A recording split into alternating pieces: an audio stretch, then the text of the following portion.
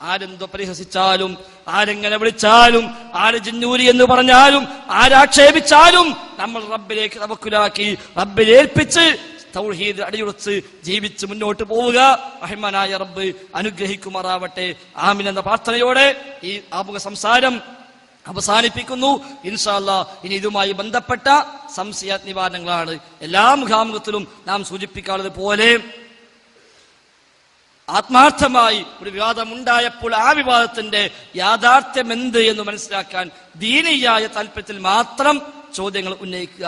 അതാണ് നമുക്ക് ആവശ്യം. അല്ലാത്ത ചോദ്യങ്ങൾ നമുക്കൊരിക്കലും ആവശ്യമില്ല. ദീനിയായ വിഷയത്തിൽ എന്താണ് പ്രമാണങ്ങളുടെ നിലപാട്, എന്താ ഇതിൽ ശരി എന്ന് ന്യായമായി മാന്യമായി ചോദിക്കാനും അറിയാനും അന്വേഷിക്കാനും ഉള്ളവർക്കാണ് ഈ വേദി. പ്രത്യേക നിബന്ധനയൊന്നുമില്ല. അങ്ങനെ ചോദിക്കാം. ചോദ്യം കഴിഞ്ഞാൽ അടുത്താൾ കൊടുക്കുക, അത് കഴിഞ്ഞാൽ അടുത്താൾ കൊടുക്കുക, പിന്നിലുള്ള ആളെ കൂടി പരിഗണിക്കണം എന്ന് മാത്രമേ ഉള്ളൂ. മുമ്പിൽ കസേരയുണ്ട്. ചോദിക്കാൻ ഉദ്ദേശിക്കുന്ന ആളുകൾക്ക് ഇവിടെ വന്നിരിക്കാം. പരമാവധി ചുരുക്കി സമയം ഒതുക്കി ചോദ്യങ്ങൾ ഉന്നയിക്കുക. ഇൻഷാ അല്ലാഹ് ഉള്ള കഴിവനുസരിച്ച്, ഉള്ള അറിവനുസരിച്ച് മറുപടികൾ നൽകാം.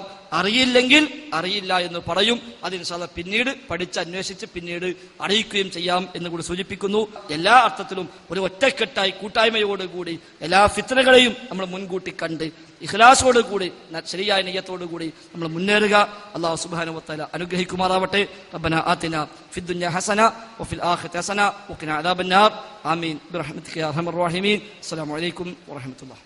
ചോദ്യം ചോദിക്കാൻ ഉദ്ദേശിക്കുന്നവർ ഈ മുന്നിലെ നിരയിലേക്ക് വന്നിരിക്കണം. പ്രത്യേകം ശ്രദ്ധിക്കുക, ആദർശപരമായി നമ്മളോട് വിയോജിപ്പുള്ളവർക്കാണ് പ്രഥമ പരിഗണന. അത്തരക്കാരുണ്ടെങ്കിൽ ചോദ്യം ചോദിക്കാൻ മുന്നോട്ട് വരേണ്ടത്. ചോദ്യം വളരെ ചുരുങ്ങിയ വാക്കുകളിൽ ചോദിക്കാൻ ശ്രദ്ധിക്കുക. അസ്സലാമു അലൈക്കും വറഹ്മത്തുള്ളാഹി.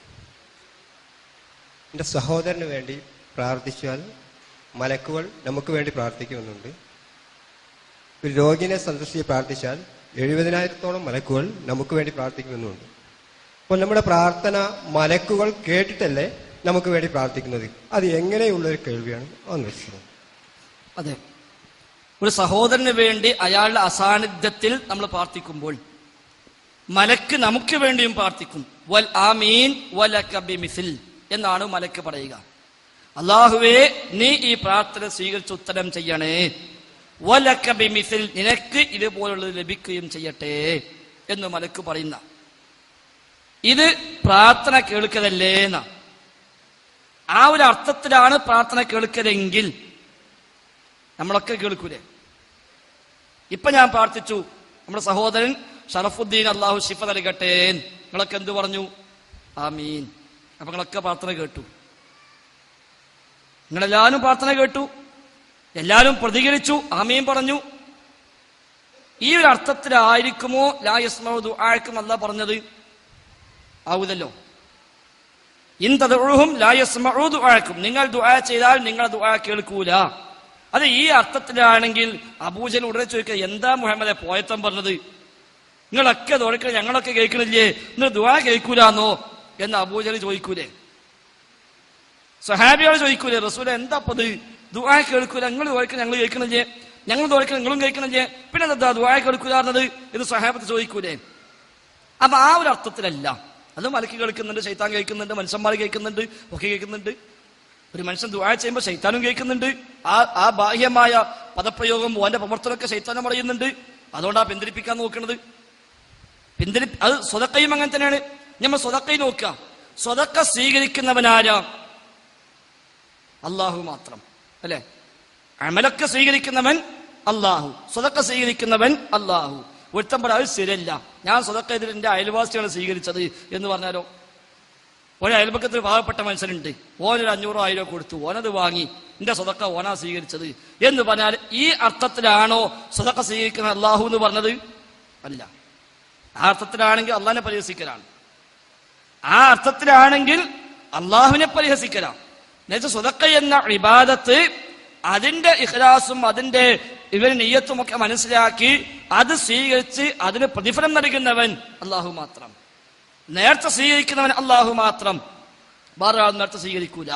അതിനർത്ഥം നമ്മൾ എത്തിയും നേർച്ചാക്കിയാൽ എത്തിയും കുട്ടി അത് വാങ്ങിക്കൊണ്ടുപോകാനല്ല. എന്നെപ്പോലെ പ്രാർത്ഥനയിൽ നമ്മൾ ഉപയോഗിക്കുന്ന ബാഹ്യമായ പദങ്ങൾ അത് മനുഷ്യന്മാർ കേൾക്കും, ജിന്ന് കേൾക്കും, ശൈത്താൻ കേൾക്കും, മലക്ക് കേൾക്കും, പലരും കേൾക്കും. അതിനനുസരിച്ച് പ്രതികരണവും ഉണ്ടാകും. എന്നാൽ ദുആ കേൾക്കുന്നവൻ എന്ന് പറഞ്ഞാൽ അതല്ല ഉദ്ദേശിച്ചത്. ഇന്നക സമീഉദ് ദുആ, ഇന്നക മുജീബുദ് ദുആ എന്നൊക്കെ പറഞ്ഞത് ഈ ഒരു അർത്ഥത്തിലല്ല. ദുആ ഒരു മനുഷ്യന്റെ ഖൽബിൽ നിന്നുള്ളതാണ്. അതിന് വാചകമുണ്ടെങ്കിലും ഇല്ലെങ്കിലും ദുആ ഉണ്ടാവും. വാചകം ഉണ്ടായിക്കൊള്ളുന്നില്ല. നമ്മളൊരു അത്യാവശ്യ ഘട്ടത്തിൽ വളരെ പ്രയാസപ്പെട്ട് കുടുങ്ങി ഒരു വലിയ സംഖ്യ നമുക്ക് വലിയ ബാധ്യതയായി വന്നു. ആ സംഖ്യ എവിടുന്നൊക്കെയോ മണ്ടിപ്പാഞ്ഞ് ഒപ്പിച്ചുണ്ടാക്കി അതുമായി നമ്മൾ പോവുകയാണ് കൊടുക്കാനുള്ള സ്ഥലത്ത് കൊടുക്കാൻ വേണ്ടി. ബസ്സിൽ പോയി അവിടെ ചെന്ന് ഇറങ്ങി നോക്കുമ്പോൾ നമ്മളെ പൈസന്റെ പൊതി കാണാനില്ല. ആരോ എടുത്ത് അടിച്ചു മാറ്റിയിട്ടുണ്ട്. അപ്പന്റെ ഉള്ളുന്നൊരു വരവ് കിട്ടട്ടെ ഓന് എന്നുള്ളൊരു വരവുണ്ടല്ലോ, അത് തേട്ടമാണ്, പ്രാർത്ഥനയാണ്. പ്രാർത്ഥനയ്ക്ക് വാചകം വേണമെന്നില്ല, ആക്ഷൻ വേണമെന്നില്ല. ഒരുത്തൻ കൈ ഇങ്ങനെ പിടിച്ചിരിക്കുന്നുണ്ട്, നമ്മളെന്താ കാണുന്നത്? കൈ പിടിച്ചിരിക്കുന്നത്. ഓന്റെ ഉള്ളിലെന്താ നമുക്കറിയില്ല. ഓൻ ദോരിക്കണം നമ്മൾ വിചാരിക്കുന്നു, ചിലപ്പോൾ ദോരിക്കാവൂല, നമ്മളെ പറ്റിക്കാനായിരിക്കും ചിലപ്പോ. അപ്പൊ ദുആ കേൾക്കുക എന്ന അള്ളാഹുവിന്റെ സിഫത്താണ്. സമീഉദ് ദുആ, ദുആ കേൾക്കുന്നവൻ. അതേപോലെ മുജീബുദ് ദുആ, ദുആക്ക് ഉത്തരം ചെയ്യുന്നവൻ. ഇത് റബ്ബിന്റെ മാത്രം സവിശേഷതയായി ഖുർആൻ പരിചയപ്പെടുത്തി. അതൊരു മലക്കിനുമില്ല, ഒരു ജിന്നിനുമില്ല, ശൈത്താനുമില്ല, ഒരു മനുഷ്യനുമില്ല. മറ്റത് ബാഹ്യമായ വിളി, ബാഹ്യമായ പദങ്ങൾ, ബാഹ്യമായ അവന്റെ ചേഷ്ടകൾ, ഇതെല്ലാം സ്വാഭാവികമായിട്ടും അവിടെ കാഴ്ചയുള്ള എല്ലാവർക്കും കാണാം, കേൾവികൾ എല്ലാവർക്കും കേൾക്കാം, അല്ലാത്തത് കേൾക്കൂല. അത്രേ അതിലുള്ളൂ. അതുകൊണ്ട് മലക്ക് ദുആ കേട്ടു ഒരിക്കലും പറയാൻ പറ്റില്ല. ഈ അർത്ഥത്തിലാണെങ്കിലോ പറയേണ്ട ആവശ്യമില്ലല്ലോ. അത് മലക്ക് മാത്രമല്ല, കായക്കൊടിയും കേൾക്കുമല്ലോ. ഈ അർത്ഥത്തിലാണെങ്കിൽ ദുആ കേൾക്കാൻ കായക്കൊടിക്കും കഴിയും. അപ്പൊ ഇത് പറയേണ്ട ആവശ്യമില്ല. അപ്പൊ അല്ലാത്ത അർത്ഥത്തിൽ പറഞ്ഞ അർത്ഥത്തിൽ വലിയ അപരാധം തന്നെയാണ്, അപകടം തന്നെയാണ്. എനിക്ക് ചിലപ്പോൾ ഞാൻ സംസാരിക്കുന്ന കാര്യം ഒരു വിഡ്ഢിത്തരായിട്ട് എനിക്ക് തോന്നുന്നുണ്ടാകും. പക്ഷെ എൻ്റെ ഒരു വികാരമാണ്, ഈ പ്രസ്ഥാനത്തിൽ ഈ പ്രശ്നങ്ങൾ വന്ന സമയത്ത് എൻ്റെ മനസ്സിൽ വന്ന് വളരെ വിഷമം പിടിച്ച ഒരു സംഭവമാണ്. ഞാൻ അത് ഷെയർ ചെയ്യാൻ എനിക്കൊരു സന്ദർഭം കിട്ടിയിട്ടുണ്ടായിരുന്നില്ല. അത് ഇപ്പം പറയുകയാണ് ഞാൻ. അതായത് ഈ വിഷയാധിഷ്ഠിതെല്ലാം ചിലപ്പോൾ നിങ്ങൾ പറഞ്ഞേക്കാം. ഞാൻ പറഞ്ഞത് ഇത്തരത്തിലുള്ള ദൈവത്തിനെ കുറിച്ചിട്ടാണ്. നമ്മുടെ ദൈവത്തിന്റെ രംഗം വളരെ വളരെ മോശമായിട്ടുണ്ട് എന്നുള്ളതാണ് എനിക്ക് അഭിപ്രായം. അതായത് ദൈവത്തിന് വേണ്ടിയിട്ട് മറ്റുള്ള ആളുകൾ എത്ര ആളുണ്ട് ഇടിച്ചു താത്താൻ പറ്റുമോ അതിന് വേണ്ടിയിട്ട് എന്തെല്ലാം മീഡിയ ഉപയോഗിക്കാൻ പറ്റുമോ അതൊക്കെ നമ്മൾ ഉപയോഗിച്ചുകൊണ്ടിരിക്കുകയാണ്. അതിന് ഏറ്റവും വലിയൊരു ഉദാഹരണമാണ് നമ്മളെ ക്ലിപ്പിങ്ങൾ കാണിക്കല്. എന്റെ മനസ്സിൽ എപ്പോഴും വരുന്നതും ഞാൻ സുഹൃത്തുക്കളുടെ ഇടയിൽ സംസാരിച്ചതുമായിട്ടുള്ള എന്ന് പറഞ്ഞാൽ ഇവിടെ പക്ഷം ചേർന്നിട്ട് 2 പക്ഷത്തോ 3 പക്ഷത്തോ നിൽക്കുന്ന ആളുകളുമായിട്ട് ഞാൻ സംസാരിച്ചൊരു വിഷയമാണ് പറഞ്ഞത്. നമ്മുടെ കാടാമ്പഴക്ക് അടുത്തുള്ള ഒരു സ്ഥലത്ത് വെച്ചിട്ട് ഇന്ന് യുവപ്രാസംഗികർക്കിടയിൽ വളരെയധികം പേരുള്ള ഒരു വ്യക്തി പ്രസംഗിച്ചു കൊണ്ടിരിക്കുമ്പോൾ അദ്ദേഹം മറുപക്ഷത്തിനെ ഇടിച്ചു താത്താൻ വേണ്ടിയിട്ട് കാണിച്ചൊരു ക്ലിപ്പിങ് നമ്മുടെ പാലക്കാട് ജില്ലയിലുള്ള ഒരു യത്തീംഖാനയിൽ നടന്ന ഒരു പെൺകുട്ടികൾ പഠിക്കുന്ന ഒരു യത്തീംഖാനയിൽ നടന്ന ഒരു മോശം സംഭവത്തിന് അദ്ദേഹം ക്ലിപ്പിംഗ് ഇട്ട് കാണിച്ചു. ആ കാണിച്ച സംഭവത്തിനെ ഞാൻ ഈ വിഷയം അറിഞ്ഞപ്പോൾ ഞാൻ പള്ളിയിൽ പുറത്തിറങ്ങിയ ശേഷം ഞാൻ വിമർശിച്ചു. അത്തരത്തിലുള്ള ക്ലിപ്പിങ്ങൾ കാണിക്കാൻ പാടില്ല. കാരണം ഒരിക്കലും അത്തരത്തിലുള്ള വിഷയമല്ല മറ്റുള്ളവരും നാം തമ്മിലുള്ള അഭിപ്രായ വ്യത്യാസം. അവര് ആ പണി ചെയ്യുന്നതിന് പേരിലല്ല നമ്മൾ ഭിന്നിച്ചു നിന്നിട്ടുള്ളത്. അപ്പോൾ തീർച്ചയായിട്ടും കാണിക്കാൻ പാടില്ലായിരുന്നു പറഞ്ഞപ്പോൾ ചില ആളുകൾ അതിനെ ഇന്ന വിമർശിച്ചു. കണ്ടതിന് മുഴുവൻ വിമർശിക്കാറുണ്ട്. പക്ഷെ ഒരു 15 ദിവസം കഴിഞ്ഞില്ല ഇതേപോലെ നമ്മുടെ വേദികളിൽ തിളങ്ങി നിൽക്കുന്ന യുവ പ്രാസംഗികനെതിരിൽ സ്വന്തം വിദ്യാർത്ഥിനിയുടെ തന്നെ ആക്ഷേപം വന്നു ഇതേ തരത്തിലുള്ള കാര്യം. അപ്പോ ഞാൻ അന്ന് തന്നെ എന്റെ സുഹൃത്തിനോട് കൂട്ടത്തിൽ നിന്ന് വിളിച്ച് ചോദിച്ചു ഒരു സംഭവം. എന്താ സംഭവം എന്ന് ഞാൻ വ്യക്തമാക്കിയിട്ട് ആ സുഹൃത്തിനോട് മാത്രമേ പറഞ്ഞിരുന്നുള്ളൂ, മറ്റുള്ളവർ പറഞ്ഞിരുന്നില്ല. പക്ഷെ 15 ദിവസം കഴിഞ്ഞപ്പോൾ ഈ ആളുകൾ സംശയിച്ചു ഞാൻ ആ വിഷയത്തെക്കുറിച്ചാണോ ഇവനോട് പറഞ്ഞതെന്ന്. എങ്ങനെയാണ് ഇവനക്ക് ഇത്ര ദിവസം മുന്നേ ഇവനെ കിട്ടിയെന്ന്. പക്ഷെ ഒരിക്കലും ഞാൻ അറിഞ്ഞു പറഞ്ഞതായിരുന്നില്ല, ആ വിഷയം ഞാൻ അറിഞ്ഞു പറഞ്ഞതായിരുന്നില്ല. അപ്പൊ ഇത്തരത്തിലുള്ള വൃത്തികെട്ട രീതിയിലുള്ള ക്ലിപ്പിങ്ങുകൾ കാണിച്ചിട്ടുള്ള ഇസ്ലാമിക ദഅവത്ത് ഇസ്ലാമിന്റെ റസൂലുള്ള ഏത് മാർഗത്തിൽ പഠിപ്പിച്ചു, സഹാബത്ത് എങ്ങനെ പഠിപ്പിച്ചു എന്നൊന്ന് എനിക്ക് വ്യക്തമാക്കി തരണ്ടേ. അതാണ് പ്രശ്നം. ഓക്കെ, നിങ്ങൾ പറഞ്ഞത് പൂർണ്ണമായും ശരിയല്ല. അതൊരു വികാരമാണ്. ആ വികാരത്തെ നമ്മൾ മാനിക്കുന്നു. എല്ലാവർക്കും ഉണ്ടാകാവുന്ന പൊതുവായൊരു വികാരം. പക്ഷെ യഥാർത്ഥത്തിൽ ഇവിടേക്ക് ഇസ്ലാമിന് അതിൻ്റെ കാഴ്ചപ്പാടുകൾ ഉണ്ട്. നമ്മളൊക്കെ പ്രബോധന മേഖലയിൽ ഓരോ വാക്കും ഏറെ ശ്രദ്ധിച്ചു തന്നെയേ ഉപയോഗിക്കാറുള്ളൂ. പ്രമാണങ്ങൾ സ്ഥാനത്തിൽ പറയാവുന്ന ലിമിറ്റുണ്ട്, അത് പറയാറുണ്ട്.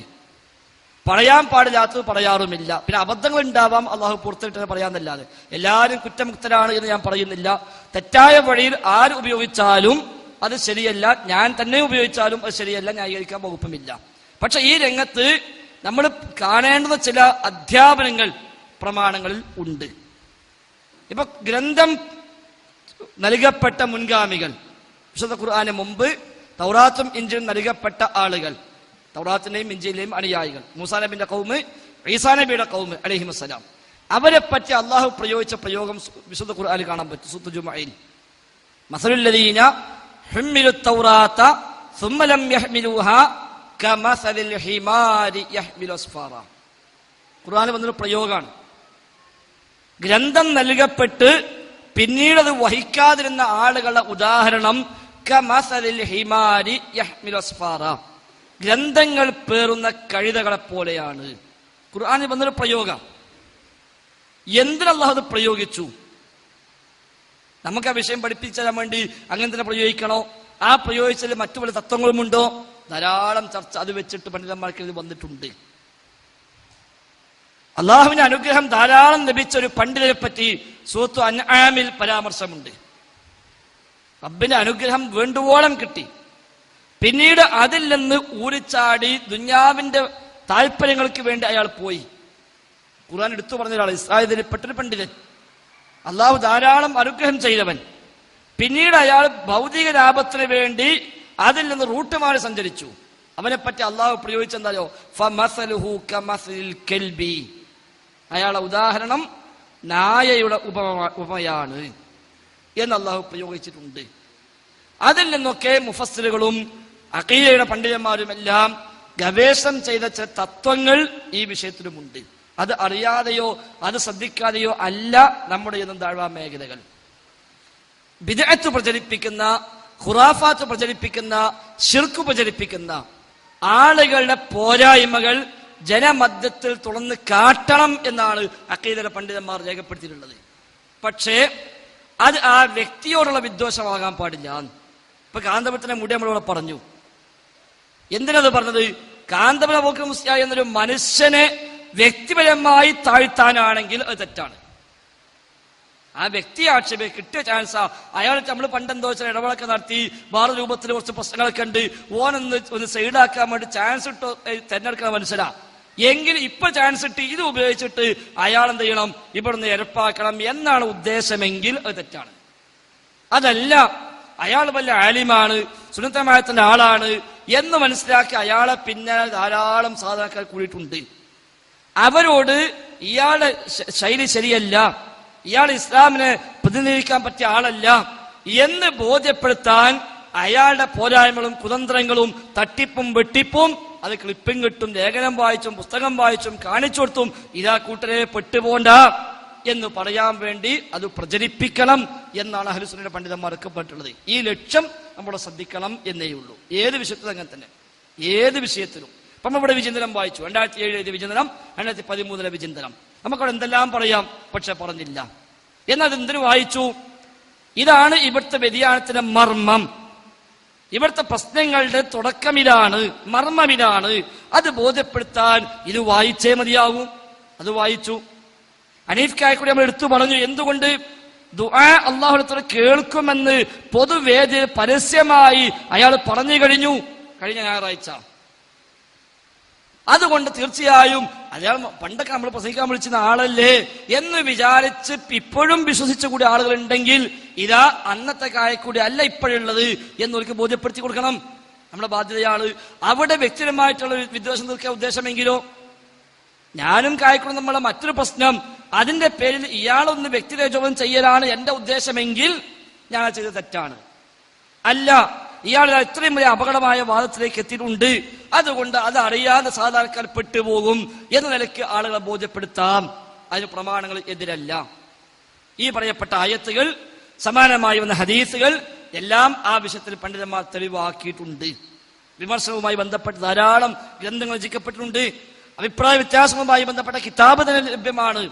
മസായിലുൽ ഖിലാഫ്, അഭിപ്രായ വ്യത്യാസവുമായി ബന്ധപ്പെട്ട മസാലകളെ മാത്രം എടുത്ത് കിതാബ് എഴുതിയ ധാരാളം പണ്ഡിതന്മാർ ലോകത്തുണ്ട്. അവിടേക്ക് അവർ പറഞ്ഞ പൊതുവായ ശൈലികൾ, പൊതുവായ പ്രയോഗങ്ങൾ, ഇത് നമ്മുടെ നാട്ടിൽ മാത്രമൊന്നുമല്ല. നമ്മുടെ നാട്ടിൽ എങ്ങനെയൊക്കെ ഉള്ളൂ. അറബി ലോകത്തുള്ള ഗ്രന്ഥങ്ങൾ വായിച്ചു നോക്കി, അവിടെ ഇവിടുത്തെ പോലെ ക്ലിപ്പിട്ടുള്ള പ്രസംഗം ഇല്ലാന്നുള്ളൂ. അല്ല, അവിടെ ആ ശൈലി ഇല്ല. പൊതുപ്രസംഗം തന്നെ അവിടെ ഇല്ല. പൊതുപ്രസംഗം തന്നെ ആ നാട്ടിലില്ല. അവരെ കിതാബ് എടുത്ത് നോക്കി, എന്തെല്ലാം പരാമർശിച്ചിട്ടുണ്ട്. യൂസുഫ് അൽ ഖല്ലാവിയെ പറ്റി സലഫി പണ്ഡിതന്മാർ പ്രയോഗിച്ച പദപ്രയോഗമൊക്കെ നമ്മളിവിടെ പ്രയോഗിച്ചാൽ നമ്മളൊന്നും പ്രയോഗിക്കണ ഒന്നുമല്ല. കിതാബിന്റെ പേര് തന്നെ ആ രൂപത്തിലിട്ട കിതാബൊക്കെ ഉണ്ട്. അപ്പൊ അത് പ്രമാണങ്ങൾക്ക് വിരുദ്ധമല്ല. പക്ഷെ അവിടെ പരിധികൾ നമ്മൾ പാലിക്കണം.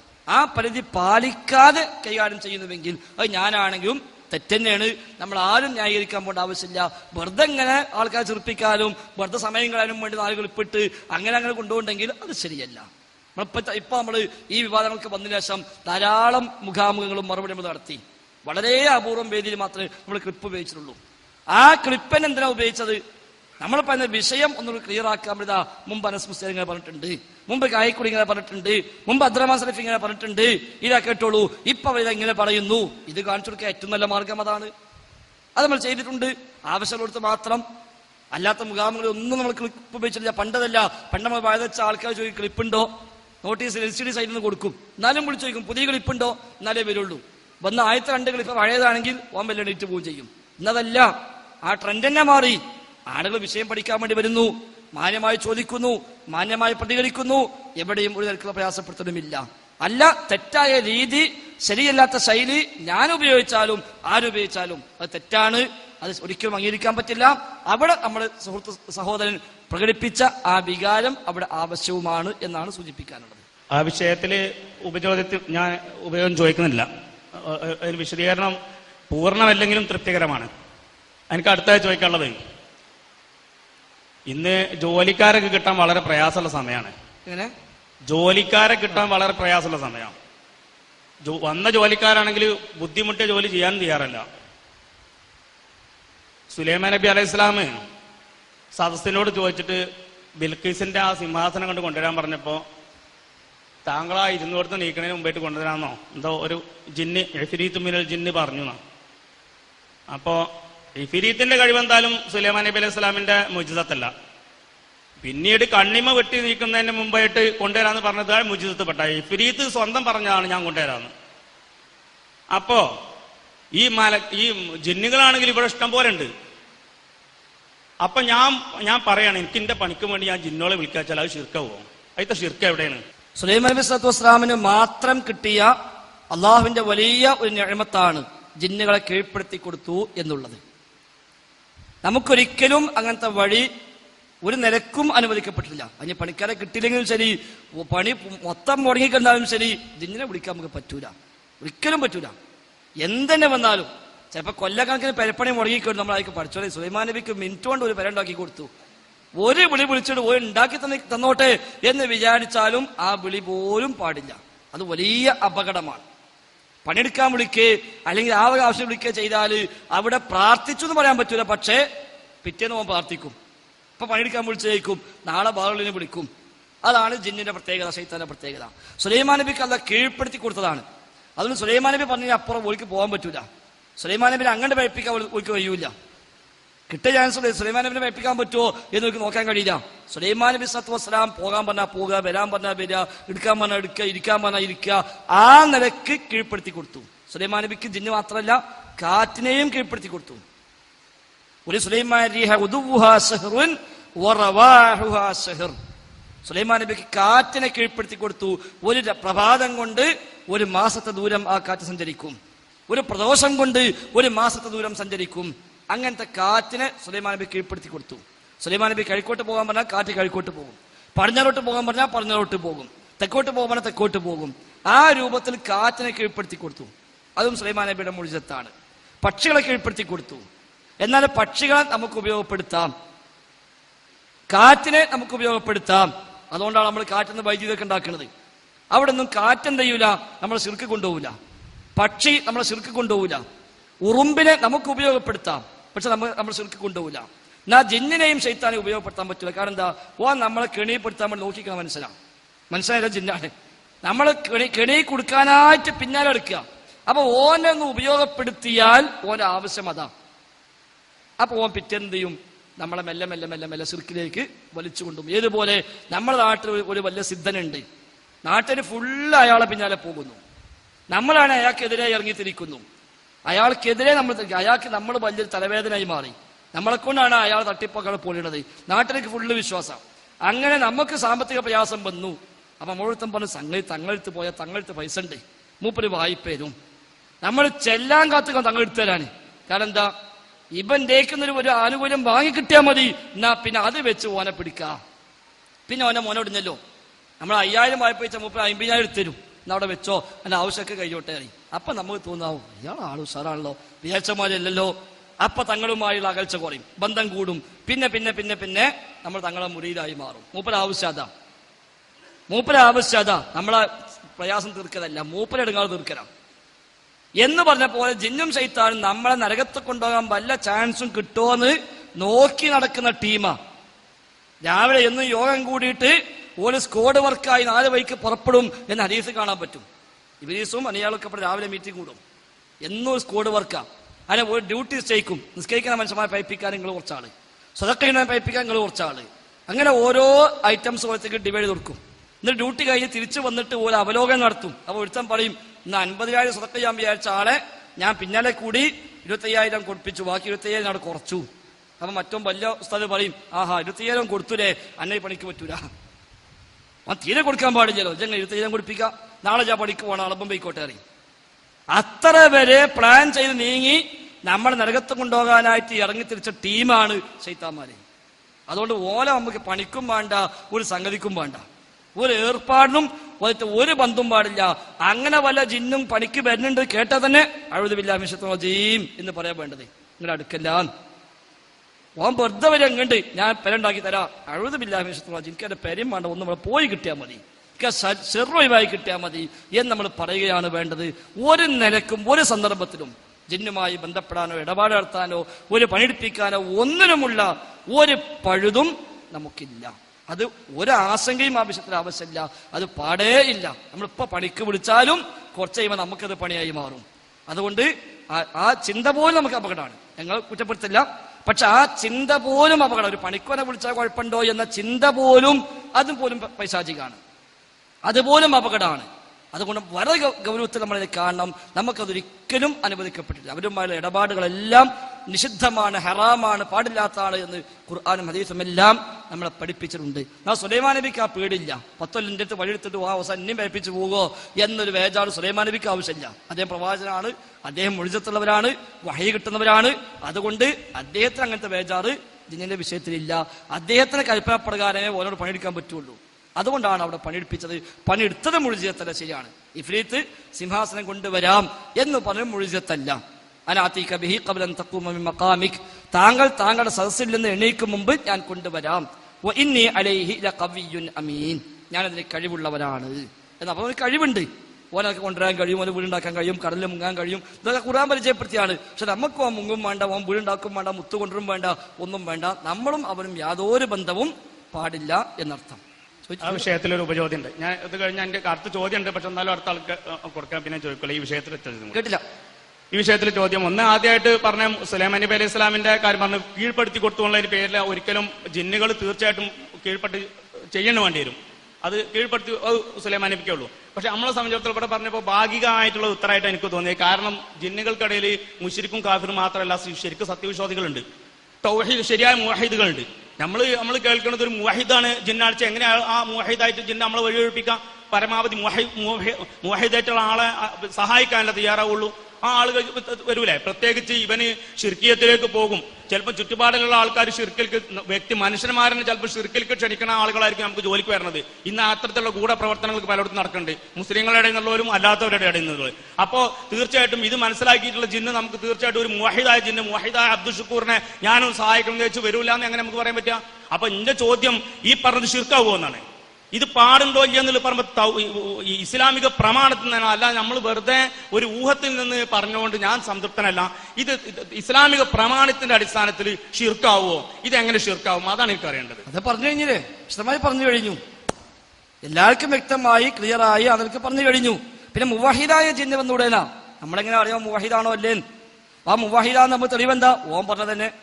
ചിലപ്പോ ഓം വലിയ ബിരീസീകരണം, ഓം വലിയ ബിരീസാവും. ഓം വന്നിട്ട് പറയും, ഞാൻ നല്ല തൗഹീദുള്ളവരാണ്, എന്റെ പെരീന്ന് പുറത്താക്കിയതാണ്, മുജാഹിദായിട്ട് അവിടെ പോകുന്നതാണ് എന്നൊക്കെ പറഞ്ഞ് നമ്മളെ പറ്റിക്കാം. ആദനബിനടുത്തേക്ക് വന്നത് എങ്ങനെയാണ്? ആദനബിന് മുമ്പിൽ വന്നത് എങ്ങനെ? ഞാൻ ഇബ്ലീസാനിട്ടല്ല വന്നത്. ഇന്നീലക്കുമാനാസിഹുൻ അമീൻ, നിങ്ങൾ രണ്ടാളോടുള്ള ഗുണദോഷം കൊണ്ട് വന്നാ ഞാൻ നസീഹത്തുള്ളവനാണ്, നിങ്ങൾ രണ്ടുപേരും എനിക്ക് വല്ലാത്ത ഗുണകാംക്ഷ ഉണ്ട്, അതുകൊണ്ടാണ് ഞാൻ വന്നത് എന്നാ. നിങ്ങൾ ഈ പഴം തിന്നോളൂ, നിങ്ങൾക്ക് കാലാകാലം ഇവിടെ ജീവിക്കാം, നിങ്ങൾ ഇന്നെ പറ്റൊന്നും വിചാരിക്കണ്ട, നിങ്ങൾക്ക് ഗുണം കിട്ടിക്കൊടച്ചത് വന്ന ആളാണ് എന്ന് പാട്ട ഓൻ വന്നത്. ആദനബി അതിൽ പെട്ടുപോയി എന്നാണത്. ആദനബി അതിൽ പെട്ടുപോയി എന്നാണത്. അപ്പൊ അതാണ് ഓന്റെ രീതി.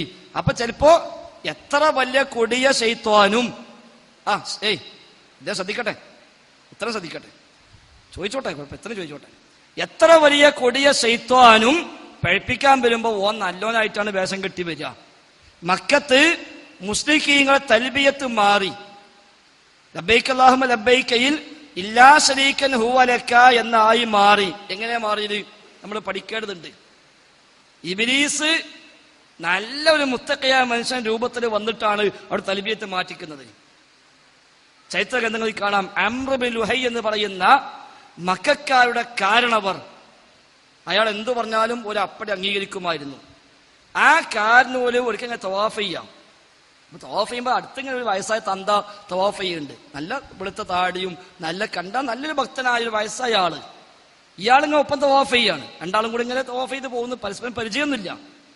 അപ്പൊ ഈ അംർ ചൊല്ലുന്നു ലബ്ബൈക അല്ലാഹുമ്മ ലബ്ബൈക ലബ്ബൈക ലാ ശരീക ലക് ഇല്ലാ ലബ്ബൈക ലാ ശരീക ലക് ലബ്ബൈക ഇന്നൽ ഹംദ വൻ നിഅമത ലക് വൽ മുൽക്കു ലാ ശരീക ലക്. ഇബ്രാഹിം നബിയുടെ തൽബിയത്ത് അംർ ചൊല്ലുക.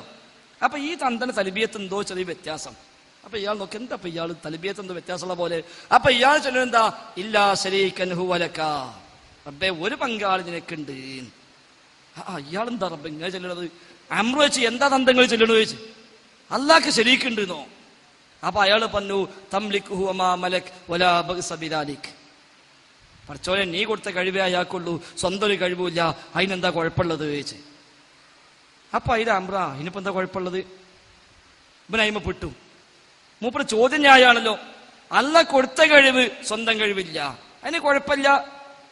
ശരി, അതിന് കുഴപ്പമില്ല, എന്നാ നിങ്ങളും ചൊല്ലിക്കോളി. അതെ കുഴപ്പമില്ല, നിങ്ങളും ചൊല്ലിക്കോളി. അപ്പൊ മൂപ്പരും ചൊല്ലി. പിന്നെ ഇയാളെ തൽബിയത്ത് അങ്ങനായി മാറി. ഇയാൾ തൽബിയത്ത് മാറ്റിയപ്പോഴോ നാട്ടിലൊക്കെ മാറ്റി. കാരണം ഉസ്താദ് നിന്ന് ചോദിച്ചാൽ അവര് മറ്റൊന്ന് നടന്നു ചോദിക്കൂലേ. അമ്ര തൽബിയത്ത് മാറ്റി, ഇപ്പൊ നാട് മൊത്തം പ്രചരിച്ചു. തൽബിയത്ത് മാറിയിട്ടുണ്ട്, അമ്രത നമുക്ക് പുതിയ കൊണ്ടുവന്നിട്ടുണ്ട്, എല്ലാവരും സ്വീകരിച്ചു. അപ്പൊ അവിടെ എങ്ങനെ വന്നത്? നല്ല തഖ്വയുള്ള തവാഫ് ചെയ്യാൻ വരുന്ന ഇഖ്ലാസുള്ള ഇബാദത്ത് എടുക്കണ മനുഷ്യനെ കോലത്തിലാ അവിടെ വന്നത്. ബദറിൽ എങ്ങനെ വന്നത്? ബദറിൽ ഇബ്ലീസ് വന്നത് എങ്ങനെ വന്നത്? സുറാഖത്തിന്റെ രൂപത്തിൽ. സുറാഖത്തിന്റെ രൂപത്തിൽ വന്നിട്ട് പറഞ്ഞു, നിങ്ങൾ പേടിയും പേടിക്കണ്ട, നിങ്ങൾ പേടിയും പേടിക്കണ്ട, ഇന്നി ജാറുല്ലക്കും, ഞാൻ നിങ്ങൾക്ക് അഭയം നൽകാം, ഞങ്ങളൊപ്പണ്ട് ബേജാറാണ്ടാണ്. ഫലമാ തറ അൽ ഫിഅത്താൻ, എന്നാൽ രണ്ട് സൈന്യം ഏറ്റുമുട്ടി പോകാൻ പറഞ്ഞു. ഞാൻ പോവുകയാണ്, എനിക്ക് പടച്ചോനെ പേടിയുണ്ട്, നിങ്ങൾ കാണാത്ത ഞാൻ കാണുന്നുണ്ട്, നിങ്ങൾ കാണാത്ത ഞാൻ കാണുന്നുണ്ട്. അതാ മലക്ക് ഇറങ്ങി വരുന്നത് ഓൻ കാണാം, അവിടെ മനുഷ്യന്മാര് കാണില്ല, അവിടെ ഇനി വിടക്കാൻ പറ്റൂല, ഞാൻ പോവാണ് എന്ന് പറഞ്ഞ് രക്ഷപ്പെട്ടു നടന്നത്. അപ്പൊ നമ്മുടെ മുമ്പിലേക്ക് വലിയ മുത്തഖിയായി മുഅ്മിനായി മുവഹിദായി വന്നാലും ആ മുത്തഖിയാണോ അല്ലേ നോക്കാൻ നമുക്ക് തെളിവില്ല. ഒരു മനുഷ്യൻ വന്നാൽ നമുക്ക് ടെസ്റ്റ് ചെയ്യാം. ഒരു മനുഷ്യൻ വന്നാല് നമുക്ക് ടെസ്റ്റ് ചെയ്യാം, ഓനെ എത്രമാത്രം തൗഹീദ് ഉണ്ട്, ഇത് തഖ്വയുണ്ട്. രണ്ട് ചോദ്യം ചോദിച്ചാല് ഒരു ഉത്തരം പറഞ്ഞാൽ നമുക്ക് സംഗതി മനസ്സിലായാ ഇതാള് തട്ടിപ്പാണ്, ശരിയും കൊലൊക്കെ നോക്കേണ്ട, പക്ഷെ അത് തട്ടിപ്പ് തന്നെയാണ്. മറ്റമ്മക്കത് മാർഗമില്ല, അതുകൊണ്ടാണ് പാടില്ലാത്തത്. അതേസമയം അഭൗതിക മാർഗത്തിൽ അഭൗതിക കാര്യങ്ങൾക്കാണോ തേടുന്നത്? ശുദ്ധമായ ശിർക്ക് അല്ല. നിങ്ങൾ നേരത്തെ പറഞ്ഞ പോലെ അതൊന്നുമില്ല, അല്ലാത്തൊരു കേവലം ഒരു ഇടപെടലാണ്, കേവലം ഉപയോഗപ്പെടുത്തലാണ്. സഹായം തേടുന്നില്ല, പ്രാർത്ഥിക്കുന്നില്ല, ഇസ്തിഗാസല്ല, ഒന്നുമില്ല. ഓനോട് പരസ്പരമുള്ള ഇടപാടുകൾ ഇടപാടാണെങ്കിൽ ആ ഇടപാട് ഹറാമാണ്, കുറ്റകരമാണ്, നരകത്ത് പോകാൻ മാത്രം പര്യാപ്തമാണ്. തൗബ ചെയ്ത് പൊറുപ്പിക്കാൻ ശ്രമിക്കേണ്ട പാതകമാണ്. അവിടെ ശിർക്ക് എന്ന് പറയാൻ പറ്റൂല, അത് ശിർക്കല്ല. ശിർക്കാവണമെങ്കിൽ അഭൗതിക മാർഗത്തിൽ തേട്ടം വേണം, അഭൗതിക മാർഗത്തിൽ വിശ്വാസം വേണം, അള്ളാഹുവിന്റെ നാമഗുണ വിശേഷങ്ങൾ പങ്കുവെക്കണം, അതേപോലെ ദുആ അവർക്ക് കൊടുക്കണം, ഇസ്തിഗാസ അവർക്ക് കൊടുക്കണം. അത് എപ്പോ കൊടുത്തോ അപ്പൊ ശിർക്കായി. അത് കൊടുത്തോളന്നില്ല, അത് ചെയ്യാൻ പറ്റും വിശ്വസിച്ചാൽ മതി. കൊടുത്തോളന്നില്ല, എന്റെ ദുആ ജിന്ന് കേൾക്കും എന്ന് വിശ്വസിച്ച ശിർക്കായി, തോൽക്കേണ്ട ആവശ്യമില്ല. എന്റെ ദുആ മലക്ക് കേൾക്കും എന്ന് വിശ്വസിച്ച ശിർക്കായി, തോൽക്കേണ്ട ആവശ്യമില്ല. തേടിയാലും തേടിയില്ലെങ്കിലും ശിർക്ക് അവിടെ വന്നു. എന്നാൽ ജിന്ന്, ഇപ്പൊ നിങ്ങൾ ഞാൻ പറഞ്ഞു ജിന്നിന് കഴിവുണ്ട്, കൊണ്ടുവരാൻ കഴിയും, വരാൻ കഴിയും, അത് വിശ്വസിച്ച ശിർക്കാണോ? അല്ല. അത് വിശ്വസിച്ച ശിർക്കാണോ? അല്ല. ഒരു തേട്ടം ശിർക്കാ, അത് വിശ്വസിച്ച ശിർക്കാണോ? അല്ല. ഒരു തേട്ടം ശിർക്കാകുന്നിടത്ത് ഒരു വിശ്വാസം ശിർക്കാവും. തേട്ടം ശിർക്കാകുന്നിടത്ത് വിശ്വാസം ശിർക്കാവും. മുഹീദ്ദീൻ ശൈഖെ രക്ഷിക്കണേ എന്ന തേട്ടം ശിർക്ക് എങ്കിൽ മുഹീദ്ദീൻ ശൈഖെ രക്ഷിക്കും എന്ന വിശ്വാസവും ശിർക്ക്. മുഹീദ്ദീൻ ശൈഖ് രക്ഷിക്കും എന്ന് വിശ്വസിച്ച ശിർക്ക്. ഓൻ തേടിയിട്ടില്ല, പക്ഷെ രക്ഷിക്കും വിശ്വസിച്ചു, ശിർക്ക്. മുഹിദ്ദീൻ ഷെയ്ഖ് എന്റെ അവസ്ഥ കാണുന്നില്ലേ? കുരുക്കുഴി തങ്ങള് ക്ലിപ്പം കേട്ടല്ലോ, ഞങ്ങൾ അവസ്ഥ കാണുന്നില്ല തങ്ങളെ, സാധുക്കളാണ് തങ്ങളെ. ആ തേട്ടമില്ലെങ്കിലും നമ്മൾ അവസ്ഥ കാണുന്നു മനസ്സിലാക്കിയാലോ ശിർക്കാം, തേടിയാലോ അതും ശിർക്കാം. എന്നാൽ മലക്ക് ഈ ശബ്ദം കേൾക്കുന്നു, ആ വിശ്വാസം ശിർക്കാണോ? അല്ല. ജിന്ന് ഈ ശബ്ദം കേൾക്കുന്നുണ്ടാകാം, ആ വിശ്വാസം ശിർക്കാണോ? അല്ല. ജിന്ന് ഇടപെടും, ജിന്ന് ഉപദ്രവിക്കും, ജിന്ന് സഹായിക്കും, മനുഷ്യരെ സഹായിക്കും, ഈ വിശ്വാസം ശിർക്കാണോ? ശിർക്കല്ല. ജിന്ന് മറ്റേ സിംഹാസനം അർശ് പൊക്കിയെടുത്ത് കൊണ്ടുപോയി വിശ്വസിച്ച ശിർക്കാണോ? അല്ല. ബിൽഡിംഗ് ഉണ്ടാക്കി വിശ്വസിച്ച ശിർക്കാണോ? അല്ല. എന്നാൽ അഭൗതികമായി സഹായിക്കും, അഭൗതികമായി കാണും, അഭൗതികമായി കേൾക്കും, അഭൗതികമായി അറിയും എന്ന് വിശ്വസിച്ചാലോ ശിർക്ക് വന്നു. തേടേണ്ട ആവശ്യമില്ല. ജിന്നിന് എന്റെ വീട്ടിൽ നിന്നിട്ട് പണിയെടുക്കാൻ കഴിയും എന്ന് വിശ്വസിച്ച ശിർക്കാണോ? അല്ല. ആ വിശ്വാസം തകരാറില്ല, ഒടുക്കൊടുക്കൂല വേറെ വിഷയം. ഒറ്റങ്ങനെ വിശ്വസിച്ചു ജിന്നിലേക്ക് പോണ്ടാവും, ചിലപ്പോൾ കല്ലോ തട്ടിമറിച്ച് കൊണ്ടുപോണ്ടാവും എന്ന് വിശ്വസിച്ചാൽ അത് ശിർക്കാണോ? ശിർക്കല്ല. എന്നാൽ ജിന്ന് അഭൗതികമായി എന്നെ സഹായിക്കും വിശ്വസിച്ചാലോ ശിർക്കായി. അപ്പൊ തേട്ടം ശിർക്കാകുന്നിടത്ത് ഒരു വിശ്വാസം ശിർക്കായതുണ്ടാകും. അതാണ് കെ എം മൗലവിയെ പറ്റിയുള്ള പുസ്തകത്തിൽ പി കെ മൂസ മൗലവി എഴുതി. എന്താ എഴുതിയത്? അഭൗതിക മാർഗങ്ങളിലൂടെ സൃഷ്ടികൾക്ക് ഗുണമോ ദോഷമോ വരുത്തി തീർക്കുവാൻ ആരെങ്കിലും ഏതെങ്കിലും വിധേന സാധിക്കുമെന്ന് വിചാരിച്ചു കഴിഞ്ഞാൽ ആ വിചാരവും ആ വിശ്വാസവും പ്രവൃത്തികളും തൗഹീദിനെതിരായി ഭവിക്കുന്നു, അല്ലെങ്കിൽ ശിർക്കായിത്തീരുന്നു. അഭൗതിക മാർഗത്തിൽ വല്ല ഗുണവും വല്ല ദോഷവും ഏതെങ്കിലും നിലയ്ക്ക് ചെയ്യാൻ ആർക്കെങ്കിലും കഴിയും എന്ന് വിശ്വസിച്ചാൽ തന്നെ ശിർക്കായി. അപ്പൊ ജിന്ന് കാണുമെന്ന വിശ്വാസം ശിർക്കാകും എപ്പോൾ? അഭൗതിക മാർഗത്തിൽ. മരിച്ച ജിന്ന് നമ്മളെ കാണും വിശ്വസിച്ചാലോ ശിർക്കാണ്. മരിച്ച ജിന്ന് ഈ മുഖാമുഖം ഇപ്പൊ കേൾക്കുന്നുണ്ടാവും വിശ്വസിച്ചാലോ ശിർക്കാണ്. മരിച്ച ജിന്ന് നമ്മളെ വീട്ടിലൂടെയൊക്കെ പോകുന്നുണ്ടാവും വിശ്വസിച്ചാലോ ശിർക്കാണ്. ജീവിച്ചപ്പോൾ ജിന്ന് ഇപ്പൊ ഇതിലൂടെ പാസ് ചെയ്യുന്നുണ്ടാകും വിശ്വസിച്ചാലോ ശിർക്കല്ല. ഉണ്ടെങ്കിൽ ഉണ്ടാവും, ഇല്ലെങ്കിൽ ഇല്ല, അത്രേ ഉള്ളൂ. ആ വിശ്വാസം ശിർക്കല്ല. ഒരു മലക്ക് ഇവിടെ ഉണ്ടാകും എന്ന് വിശ്വസിച്ചാലോ ശിർക്കല്ല. മരിച്ചുപോയൊരു മലക്ക് ഇവിടെ വരും വിശ്വസിച്ചാലോ ശിർക്കായി. മലക്കിന് മരണമുണ്ടോ? മരണമുണ്ട്. എപ്പോൾ? അല്ലാഹു അഅലം. ചിലപ്പോൾ ഖിയാമത്തിന്റെ സമയത്തായിരിക്കാം, അതിന് മുമ്പുണ്ടോ ഇല്ല നമുക്കറിയില്ല. ഏതായിരുന്നാലും മരണമെന്ന ഒന്നും ഉണ്ടെങ്കിൽ ഒരു മരിച്ച മലക്ക് ഈ ശബ്ദം ഇപ്പോൾ കേൾക്കുന്നുണ്ടാകും എന്ന് വിശ്വസിച്ചാൽ അത് ശിർക്കായി. മരിച്ചൊരു ജിന്ന് ഈ ശബ്ദം കേൾക്കുന്നുണ്ടാകും വിശ്വസിച്ചാൽ ശിർക്കായി. ലോകത്ത് എവിടെയുള്ള ജിന്നായിക്കോട്ടെ നമ്മൾ എവിടുന്ന് പറഞ്ഞാലും അവൻ കേൾക്കും വിശ്വസിച്ചാലോ ശിർക്കായി. അല്ല, ആ ജിന്നിന്റെ കഴിവും കാര്യം, ജിന്നിന്റെ കാഴ്ചയും ജിന്നിന്റെ കേൾവിയും ഒക്കെ ഉപയോഗപ്പെടുത്തി വാതിലേക്ക് പോവാണ്, അപ്പൊ ഓനെ ഒച്ച കേട്ടു എന്നിട്ടും വിശ്വസിച്ചാലോ ശിർക്കല്ല. അതാണ് വ്യത്യാസം. ഓനെ ചെവിയില്ലെങ്കിലോ കേൾക്കൂല, ഓൻ കാഴ്ചയില്ലാത്ത ജിന്നാണെങ്കിലോ കാണൂല, കാലില്ലാത്ത ജിന്നാണെങ്കിലോ നടക്കാൻ കഴിയൂല, കൈയില്ലാത്ത ജിന്നാണെങ്കിലോ പിടിക്കാൻ കഴിയൂല, അത്രയേ ഉള്ളൂ. അല്ലെങ്കിലോ അതൊക്കെ അവർക്കുണ്ട്. സൂറത്ത് അഅറാഫിൽ അല്ലാഹു തആല പറഞ്ഞു, വലഖദ് ദറഅനാ ലിജഹന്നമ കസീറൻ മിനൽ ജിന്നി വൽ ഇൻസ്. ധാരാളം ജിന്നുകളെയും ധാരാളം മനുഷ്യരെയും നാം നരകത്തിന് വേണ്ടി റിസർവ് ചെയ്തിട്ടുണ്ട്. ധാരാളം ജിന്നിനെയും ധാരാളം മനുഷ്യരെയും നരകത്തിന് വേണ്ടി റിസർവ് ചെയ്തു. എന്താ പ്രത്യേകത? ലഹും ഖുലൂബുൻ ലാ യഫ്ഖഹൂന ബിഹാ. അവർക്ക് കൽബുണ്ട്, പക്ഷെ അവർ ഗ്രഹിക്കുന്നില്ല. ആർക്ക്? ജിന്നിന്, ഇൻസിന്. കൽബുണ്ട്, ഗ്രഹിക്കുന്നില്ല. കാതുണ്ട്, കേൾക്കുന്നില്ല. കണ്ണുണ്ട്, കാണുന്നില്ല. ഉലൈക കൽ അൻആം. അവർ മൃഗങ്ങളെ പോലെയാണ്. ബൽ ഹും അളൽ. അല്ല, അതിനേക്കാളും വഴിപിഴച്ചവരാണ്. അപ്പൊ ജിന്നും ഇൻസിനെയും ഒന്നിച്ച് അല്ലാഹു പറഞ്ഞത്. കണ്ണുണ്ടായിട്ട് കാണാത്തവർ, കാതുണ്ടായിട്ട് കേൾക്കാത്തവർ, കൽബുണ്ടായി ഗ്രഹിക്കാത്ത ജിന്നിനെയും ഇൻസിനെയും അല്ലാഹു നരകത്തിന് വേണ്ടി മാറ്റിവെച്ചു. അപ്പൊ കണ്ണും കാതും ചിന്താശേഷിയും ഒക്കെ ജിന്നിനും ഇൻസിനും ഉണ്ട്. മത നിയമങ്ങൾ ജിന്നിനും ഇൻസിനും ബാധകമാണ്. ഹറാമും ഹലാലും നമുക്കും അവർക്ക് ബാധകമാണ്. പിന്നെ മുഅ്മിനായ ജിന്ന് നമ്മളെ ഒന്ന് സഹായിക്കൂലേന, അങ്ങനെ ബാധ്യത അവർക്കില്ല. അവരെ സഹായിക്കാനുള്ള ബാധ്യത നമുക്കുമില്ല. നമ്മളെ സഹായിക്കാനുള്ള ബാധ്യത അവർക്കില്ല. നമ്മൾ നടന്നു പോകുമ്പോൾ ആക്സിഡന്റ് കണ്ടു, ഒരാൾ കിടന്ന് ചോരയിൽ കിടന്ന് പെടിയാ, ഓനെ പരിചരിച്ചില്ലെങ്കിൽ, ഓനെ ഹോസ്പിറ്റലിൽ കൊണ്ടുപോയില്ലെങ്കിൽ, ആവശ്യമായ നടപടി ചെയ്തില്ലെങ്കിൽ നമ്മൾ കുറ്റക്കാരായി മാറും. നമ്മുടെയൊക്കെ എന്താ ഞാൻ മാത്രമല്ലല്ലോ, ഇവിടെ കുറെ ജിന്നുകളുണ്ടായാലും ഓരോ ഉണ്ടായിക്കോട്ടെ ഹോസ്പിറ്റലിലേക്ക് എന്ന് വിശ്വസിച്ചാലോ പറ്റൂല.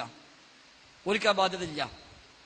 ഒരു ഇൻസിനെ ആ ഘട്ടത്തിൽ സഹായിക്കേണ്ട ബാധ്യത ജിന്നിനില്ല. ഒരു ജിന്നിനെ ആ ഘട്ടത്തിൽ സഹായിക്കേണ്ട ബാധ്യത ഇൻസിനും ഇല്ല. നമ്മൾ കാണൂല, അത് വേറെ വിഷയം. നമുക്ക് അങ്ങനെ ബാധ്യത ഇല്ല. അപ്പൊ അങ്ങനത്തെ ബാധ്യത അല്ലാഹു കൊടുത്തിട്ടില്ല. എന്നാൽ അവർക്ക് നമ്മളെ കാണാൻ കഴിയും, നമ്മൾ അങ്ങോട്ട് കാണാതെ അവർക്ക് നമ്മളെ കാണാൻ കഴിയും. ഇന്നഹു യറാക്കും ഹുവ വഖബീലുഹു മിൻ ഹൈസു ലാ തറൂനഹും. ഖുർആൻ പരിചയപ്പെടുത്തി, നിങ്ങൾ അങ്ങോട്ട് കാണാതെ അവനും അവന്റെ കൂട്ടാളികളും നിങ്ങളെ കാണുന്നു. അതാണ് ഉള്ള പ്രത്യേകത. ഓൻ ഇങ്ങോട്ട് കാണും, പക്ഷെ നമുക്ക് അങ്ങോട്ട് കാണാതെ തന്നെ ഓൻ ഇങ്ങോട്ട് കാണാൻ പറ്റും. എന്നാൽ അതിനർത്ഥം നമ്മളാണ് തീരെ കാണുക എന്നല്ല. ഓ അങ്ങോട്ട് എപ്പോഴും കാണുന്നതല്ല. അതിനൊക്കെ അതിൻ്റെ രീതികളുണ്ട്. മനുഷ്യന്മാരുടെ ഇടയിലേക്ക് ജിന്നുകൾ വരുന്നു, കോലം മാറി വരുന്നു, മനുഷ്യരൂപത്തിൽ വരുന്നു, പാമ്പായി വരുന്നു. എന്നാ എന്താ കാണുന്ന എല്ലാ പാമ്പും ജിന്നാണോ? അല്ല. കോലം മാറി വരുമെങ്കിൽ നമ്മളെ വീട്ടിലൊക്കെ ഇപ്പൊ പോയിക്കൂടെ? നമ്മളെ കോലത്തിൽ അങ്ങനെ പോകാൻ കഴിയില്ല. അതിനൊക്കെ ലിമിറ്റ് ഉണ്ട്. അതിൽ അള്ളാഹു നിശ്ചയിച്ച വ്യവസ്ഥയുണ്ട്. ആ എല്ലാ ജിന്നാൾക്കും പാമ്പാൻ കഴിയൂല, എല്ലാ ജിന്നാൾക്കും മനുഷ്യരാകാൻ കഴിയില്ല, എല്ലാ ജിന്നാൾക്കും ആകാശത്തേക്ക് പറക്കാൻ കഴിയൂല, എല്ലാ ജിന്നാൾക്കും കടലിൽ മുങ്ങാൻ കഴിയൂല. അതൊക്കെ വ്യത്യസ്ത ഇനങ്ങളാണ്. നമുക്ക് എല്ലാവർക്കും നീന്തറിയോ? ഇല്ല. മനുഷ്യൻ വെള്ളത്തിൽ നീന്തും എന്ന് പറഞ്ഞാൽ എല്ലാ മനുഷ്യന്മാരും നീന്തുന്ന അല്ല. മനുഷ്യൻ വിമാനം ഓടിക്കും, നേരത്തെ നമ്മൾക്ക് വിമാനം ഓടിക്കുന്ന അല്ല. അതുപോലത്തെ ഒരു കഴിവുണ്ട് ജിന്നില്. അതാ അല്ലാഹു ഖുർആൻ പഠിപ്പിച്ചത്. ജിന്നുകളിൽ അദ്ദേഹത്തിന് വേണ്ടി മുങ്ങുന്നവർ പിശാചുകളിൽ ഉണ്ട്. അതല്ലാത്ത മറ്റു പ്രവർത്തനങ്ങൾ ചെയ്യുന്നവരും അവർക്കിടയിലുണ്ട്. എല്ലാവരും പറക്കുന്നതല്ല. എല്ലാ ജിന്നിനും പറക്കാൻ കഴിയില്ല, എല്ലാ ജിന്നും ആകാശത്തേക്ക് പോകൂല, എല്ലാ ജിന്നും മനുഷ്യരൂപത്തിൽ മാറി വരൂല, എല്ലാ ജിന്നും പാമ്പായി വരൂല. അങ്ങനെ വരാൻ കഴിയുന്നവനും എപ്പോഴും കഴിയൂല. അതിനൊക്കെ അള്ളാഹു നിശ്ചയിച്ച ചില സിസ്റ്റങ്ങളുണ്ട്. അല്ലെങ്കിൽ ഇവിടെ ആകെ പൊളിയില്ലേ. അള്ളാഹു ദുനിയാവ് സന്തുലിതമായി നിലക്കാൻ ആവശ്യമായ നിയന്ത്രണങ്ങൾ അവിടെയെല്ലാം വെച്ചിട്ടുണ്ട്. അതിനുള്ളിൽ നിന്നുകൊണ്ട് ചെയ്യാൻ പറ്റും. അപ്പൊ നമ്മൾ മനുഷ്യന്മാർ കക്കാൻ പോകുന്നു എന്ന് കഴിഞ്ഞാൽ നമ്മളെ വരെ കള്ളം വന്ന ഈ കാലം വരെ അതിനകത്ത് കള്ളന്മാരില്ലാന്നാ? അല്ല, കള്ളന്മാരുണ്ട്. ഒരു ലിമിറ്റ് ഉണ്ട്. വ്യഭിചാരം നമ്മളാരും ഈ കാലം വരെ വ്യഭിചരിച്ചിട്ടില്ല. അതിനർത്ഥം നമുക്ക് വ്യഭിചരിക്കാൻ കഴിയില്ല എന്നല്ല. വ്യഭിചരിക്കാൻ കഴിയില്ല എന്നല്ല. പക്ഷെ നമ്മൾ ഈ കാലം വരെ വഴിക്ക് പോയിട്ടില്ല. നമ്മളാരും മദ്യപിച്ചിട്ടില്ല, അതിനർത്ഥം മദ്യപിക്കാൻ കഴിയില്ല എന്നല്ല. നമ്മളാരും മോഷ്ടിച്ചിട്ടില്ല, അതിനർത്ഥം മോഷ്ടിക്കാൻ കഴിയില്ല എന്നല്ല. അപ്പൊ ഒരു കഴിവുണ്ട് എഴുതിയിട്ട് അതൊക്കെ എല്ലാവർത്തുന്ന നമ്മൾ അവിടെ അങ്ങനെ വരണ്ടേ ഇവിടെ അങ്ങനെ വരണ്ടേ എന്ന ചോദ്യത്തിന് അവിടെ പ്രസക്തി ഇല്ല. അപ്പൊ ഒരു മുസ്ലിം ജിന്ന്, മുഅ്മിൻ ജിന്ന്, മുവഹിദായ ജിന്ന്, ആ ജിന്നിന് ഒരു മുസ്ലിമായ ഇൻസിനെ സഹായിക്കേണ്ട ബാധ്യത അള്ളാഹു നിശ്ചയിച്ചിട്ടില്ല. നമുക്ക് അവനെ സഹായിക്കേണ്ട ബാധ്യതയും നിശ്ചയിച്ചിട്ടില്ല. നമ്മോട് പറഞ്ഞ് പരസ്പരം സഹായിക്കാൻ, അവരോട് പറഞ്ഞ് പരസ്പരം സഹായിക്കാൻ. ഒരു ജിന്ന് ആക്സിഡന്റ് ആയി ആ ജിന്നിനെ മറ്റേ ജിന്ന് മൈൻഡ് ചെയ്തില്ല, എന്നാൽ ആ ജിന്ന് കുറ്റക്കാരനാവും. ആ ജിന്ന് കുറ്റക്കാരനാവും. ഒരു ജിന്ന് കടം കൊണ്ട് കുടുങ്ങി മറ്റേ ജിന്ന് സഹായിച്ചില്ല, ഓൻ കുറ്റക്കാരനാവും. ഓന്റെ ബാധ്യതയാണ് സഹായിക്കല്. ഓനൊരു ബാധ്യത ഉണ്ട്. മതനിയമങ്ങൾ ബാധകമാണ്, ഖുർആൻ ഒഴിക്കും ബാധകമാണ്, ഹദീസ് അവർക്കും ബാധകമാണ്. പിന്നെ നമുക്ക് ആവശ്യമില്ലാത്ത അവർക്ക് ആവശ്യമായ ഹദീസുകൾ ഒരു പക്ഷെ റസൂൽ ഓരെ വേറെ പഠിപ്പിച്ചിട്ടുണ്ടാവാം. റസൂൽ പ്രത്യേകം ക്ലാസ് എടുക്കാൻ പോയിട്ടുണ്ട്. ജിന്നുകൾക്ക് പ്രത്യേകം വിളിച്ചു കൂട്ടി നബി ക്ലാസ് എടുത്തിട്ടുണ്ട്, ഖുർആൻ ഓതി കൊടുത്തിട്ടുണ്ട്. അവർക്കില്ലാത്ത ഹദീസ് നമുക്ക് മാത്രം വേണ്ടത് അതൊരു പക്ഷെ നമ്മളോട് പഠിപ്പിച്ചിട്ടുണ്ടാവും. അപ്പൊ അതൊക്കെ റബ്ബിന്റെ ഒരു സംവിധാനമാണ്, വ്യവസ്ഥയാണ്.